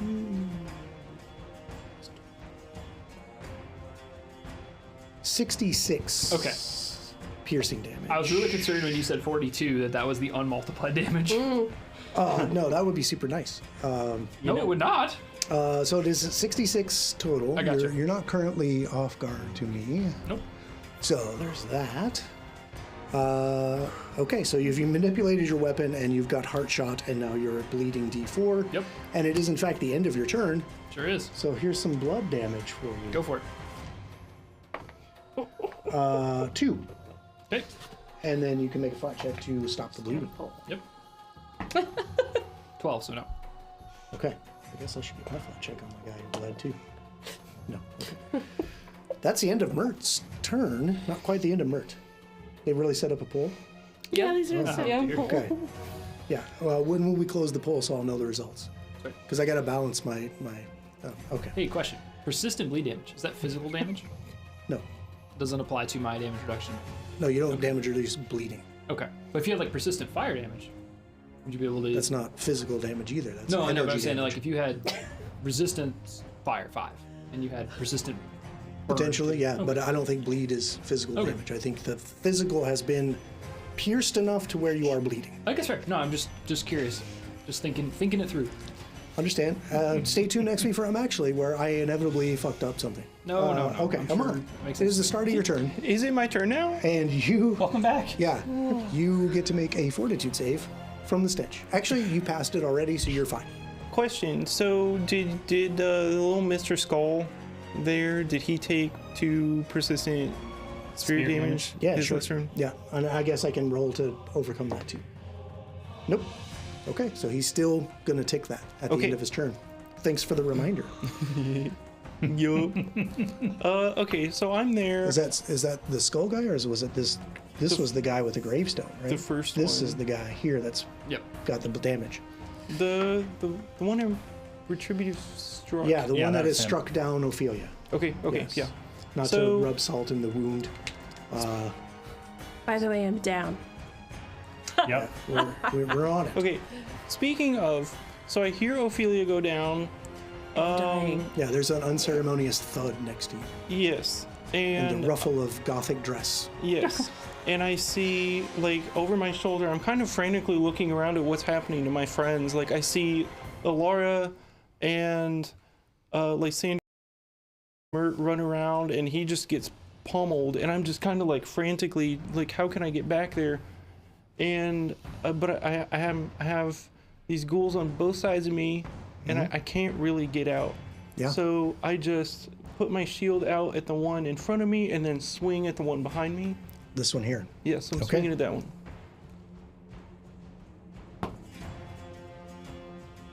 23. 23 is a miss. Okay, Even with the I'm frightened condition that's I'm still gonna- being sustained. I'm gonna try again. Okay. 25. Still does not connect. Okay, then I end my turn with my shield raise. Okay, that's the end of round 2. Round 3, Alara. All right. She is going to cast Whispers of the Void. Right on. This will not affect him on, so you're welcome. I can cast it there and should be able to get those two. Whispers of the Void? Yes. Yes. Void being the keyword, maybe? Yeah, it is quite damage. Okay, so you cast Whispers of the Void, and this burst goes off, and nothing will happen. Okay. They could still get drained. If they don't take the void damage, they don't. nothing Okay, will happen. okay. Yep. But you have an action left. Yeah. Gosh. So it's dawning on you that these are likely undead creatures. And hence have like void healing. So void damage won't affect them. Gotcha. Yes, okay. I was like, dude, one. Okay, I'll move. I'm gonna move like behind, like Lysander and Mert, and just somewhere in that area. Okay, so how are you going to get there? Because you're going to go around this way? Are you going to go through Mert back here? Oof. It's very important. I know. I can tell you which way you need to go. Straight back through Mert, And- probably? yep. Phase back. Yeah.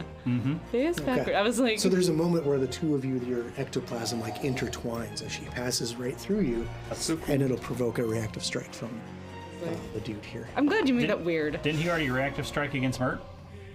And did his heart punch? Oh, that was right when he manipulated. Yep. That's correct. So yeah, nothing happens. Good call. That's why it was important See, you went that it way. takes two. It takes a village to play It's like this. because you just said I was like I know there's an important way to go. Yeah. But I If don't you know. would have went the other way, then he would have got you. The yeah. guy, Yeah. That would've got that you. one would have. All right, so you have got out of trouble. I just now. imagine myself like phasing back like that Homer Simpson in Yeah. the bushes. Just like, Into the hedge. No. Yeah, Mert's the bush. Okay.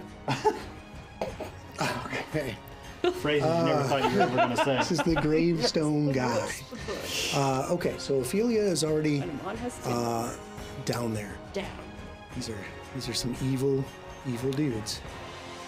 Should I just hop down there and just kill her? No, not when I've got this thing in my face. So, Amon. Do I need to be? Is it my turn or is it? No, it's its turn. It's contemplating, and you don't know this because you're dying. But it's contemplating just leaping down on you and tearing your throat out and taking care of business. I do move to right before the creature that failed me. Oh so shit, you are, duh. Okay, that is right. So Ophelia, why don't you give me your recovery check? Whoa. Stay tuned from actually next week. That's Pathfinder 2E 101. Come on. Okay, you're dying too. There's a lot going on. Dude, you want to see It's a my lot board? going Yeah, Ah, so Oh, look shoot, at how this much is- okay. That's a lot. Hey, TJ, rewind that, freeze frame, zoom in. Shut up. Enhance. Enhance. What? He's not like fucking the I've been fucking looking over Stark your shoulder over the there. whole night, sir. Okay. No. This isn't CSI wherever. I think Yeah, I'm I'm gonna start TJ writing just in. sent me- I'm gonna start writing in to dying Japanese. 3. Oh, Ophelia moves to dying 3. I certainly do. Okay. You're fine. Now I'm really contemplating just hopping down there, and He doesn't know that. he can see you bleeding all over the ground from his gaping wound he bit into your shoulder.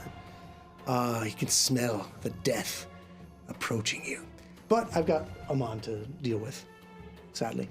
Amon. Bite. Ooh, this is a 38. Yes. It's a hit. Okay. Jeez Louise, man. Yeah, these guys aren't effing around. I'm gonna. These guys aren't tittying around. I'm gonna shield block. By the way, Shield the block. results of the poll are who cares? I like both. That was an option? yep. Yes. That's an easy out option. I want to know statistically what word is more important so that I can balance my use of profanity at the table so that Well- Jacob can go to church the next weekend and not be embarrassed of what we do here. One person voted fuck. Okay, well, so that's the worst? Okay. That's a weak I mean, poll. That is I a think low that is Titties too N. fun to say to take it off. The I think table. the fact that we're saying titties but saying F bomb kind Yeah. of says something. Yeah, F fuck is more powerful, right? It is more, it's the dirtier of the word. Anyway, I'm on. Here's your damage. I shield block. Yeah, I know. I'm glad we're solving So such 19 pressing issues. Yeah, we're at the table. It is 18 because I'm enfeebled. Does that enfeebled like tick down, by the way? It should tick down That's 1 per round, right? Yep. Okay, so no longer enfeebled, so you'll take the full. So sadly, that is 19 damage. You'll He block failed, some of right? it. Enfeebled 2 for 1 minute. Like I said, that was a minute. Oh, for a minute. Oh, then So no. how much damage did I tell you to take? Take 2 less. As I write this back on my board of busy. I'm glad it's dry erase. Yeah, me Jesus. too. Yeah. Did you take the damage? Yeah. Okay, take some more, because here I come with bite number 2. Oh, natural 1. No. Fucking titty hell. I am the two off guard words. until the end of my next turn. Oh, rip. Yes, rip indeed. That is the gravestone guy. He's going to be off guard. Jeez, I hope I remember all my abbreviations. Dear God. Please make me a bird. We're keeping you awake, Far- right? Far, far away. Oh my God. Okay. And then the final bite will miss as it just stays on that buckboard and just like scrabbling at you. And now this one back here with Mert and Alara. React straight. Wow. This is so I'm just going to schwagank over here. Suddenly. Yep, suddenly. Got it. So it does not provoke. Then I'll bite Lysander. Maybe. This guy is. He's frightened 1. You did sustain the frightened. So. Man, that's only a 23 hit. That'll miss. Well, But he'll okay. swing again, I'm sure. Yeah, so suck on this one and said, bah! That's cocked. Schwagak. That'll be 28. That'll hit. Okay. Somebody's laughing back I there. know, I just hear him. Okay, that's only 8 points of damage. No, that's not the enfeebled guy. 10 points of damage. And I'll need a fortitude save. That is 26. 26 on the money. So you're fine. So leap, bite. Now this guy with the skull.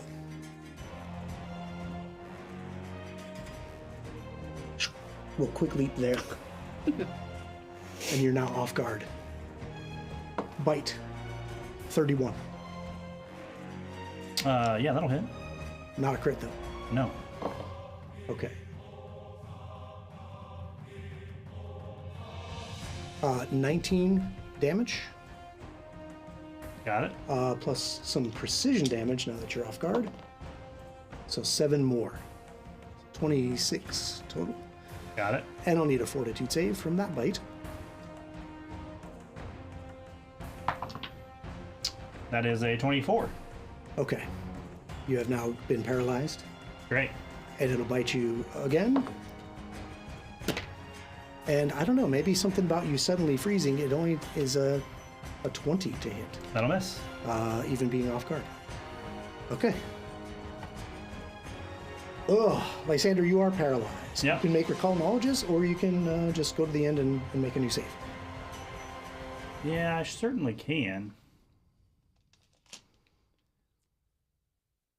Do you have a +2 bank too? Yeah. I'll make recall knowledge. All right. This will be a religion. Yep. I rolled a natural 20. How about that? So adding that all up is a 30. 30 total. So that would be a success. The 20 turns into a critical success. So you know that these are in fact ghasts. And you can know one additional. You can learn 2 things. Like obviously they paralyze you if they bite you, etc. They have the stench, so you know these things already. Right. So you can know 2 additional pieces of useful information. I'll let you pick. Weaknesses. Weaknesses, they have none. So that's a thing, you know. Great. And their lowest save. Their lowest save is their will. Okay. Okay, and at the end of your turn, you can make a new save to be unparalyzed Great. at a slightly lower DC. That is a 2 on the die. Oh, okay. You go to paralyzed 2. Okay, that's fine. fine. It's my turn, right? That is the end of your turn. Right. So Remy's Remington gonna does beat the get an shit action. out of that guy. Which guy? The guy. The who's guy been he's in hitting. reach. Yep. Okay, so that is the arms. Okay, and he's not been commanded, so he gets 1 punch. Right. 1 punch man. That's all I need. Somebody liked it. That is a 21. That's gonna miss. It is, yeah, sadly. Okay, that brings us to Mert, who's already made his save against the stench. So what you got, Mert? I'm gonna step that way, so I kind of have both of these guys within my reach.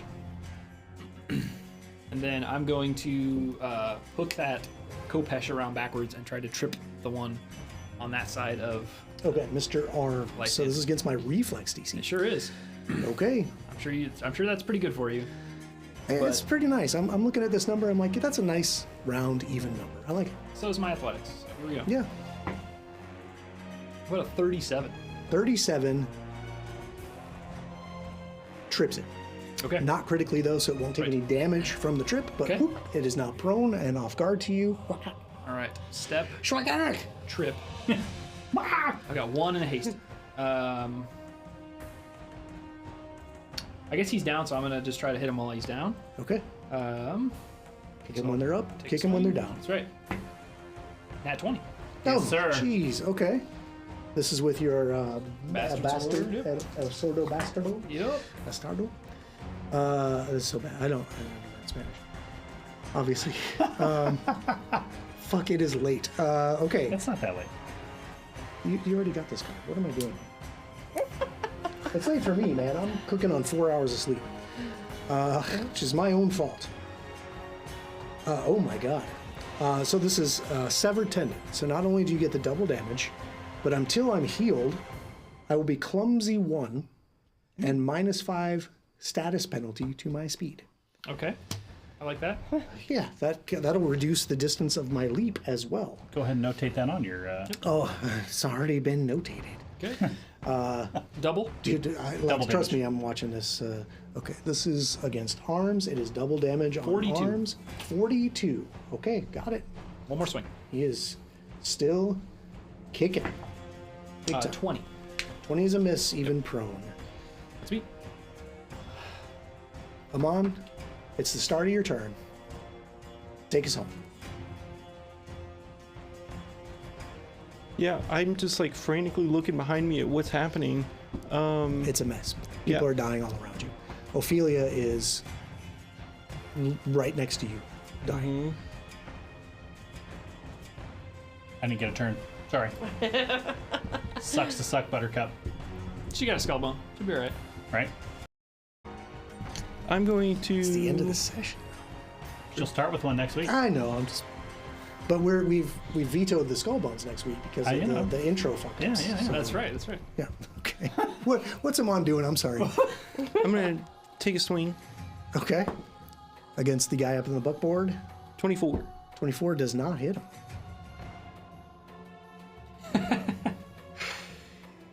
Decisions. You gonna re-roll the attack? Yeah, why not?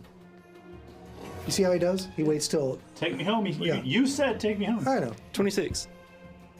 Does not hit. Oh, Even frightened, damn. it doesn't hit. Wow. See, like I'm thinking. You got 2 actions left to think about.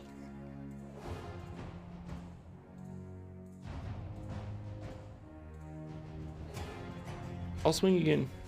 Okay. 16. Raise my shield. That's my turn. And with that, we'll find out if Ophelia dies next week. Find out if anybody else dies next week. We're in bad shape. This is worse than I thought it would be. I'm gonna have to go home and like take all this stuff that's on my board and like put it on some index cards and like flip through them every turn so I know who has what. My work is cut out for me, but I'm glad to have it. I'm glad to have the work because I'm excited to come back next week and see what happens. Bring some backup characters, Oh boy. but until then, you can watch other characters survive and live to tell the tale tomorrow on the Soul Severy campaign, right here on the same channel, 6 o'clock Eastern. I'll be on Barnabas Brushes Wednesday, painting miniatures to use on either of these shows, or something cool for the studio, who knows. I've got some things, I think. And then we'll be right back at it next Monday at 6:30 Eastern, right here at the same channel, same time, same players, maybe different characters. Until then, good evening. Bye, everybody. Catch you on the next one, guys. Thanks. Ugh, Same bad time, same bad place. these guys. Yeah, not the fun. They're really sticking it to the squishies in the back there for sure. Yep. And the front. This is Definitely, Well, that's your fault. definitely smarter than your average dumb skeleton. Yes, indeed. Yes. Yeah, they're definitely the leaping around combat makes it very difficult to pin them down. That's half the reason why I thought Trip was a good idea, to stop them from running away, Yeah, and attacking the casters. that was a smart move. At least you to get one of them dead. like us, one of us dead. No. They're actively working on that. Yeah, I'm close enough. Now it's their turn. Yeah, you will have the skull bone going into the next session. At the start of the session, everyone gets one. It may be the skull bone that saves your life.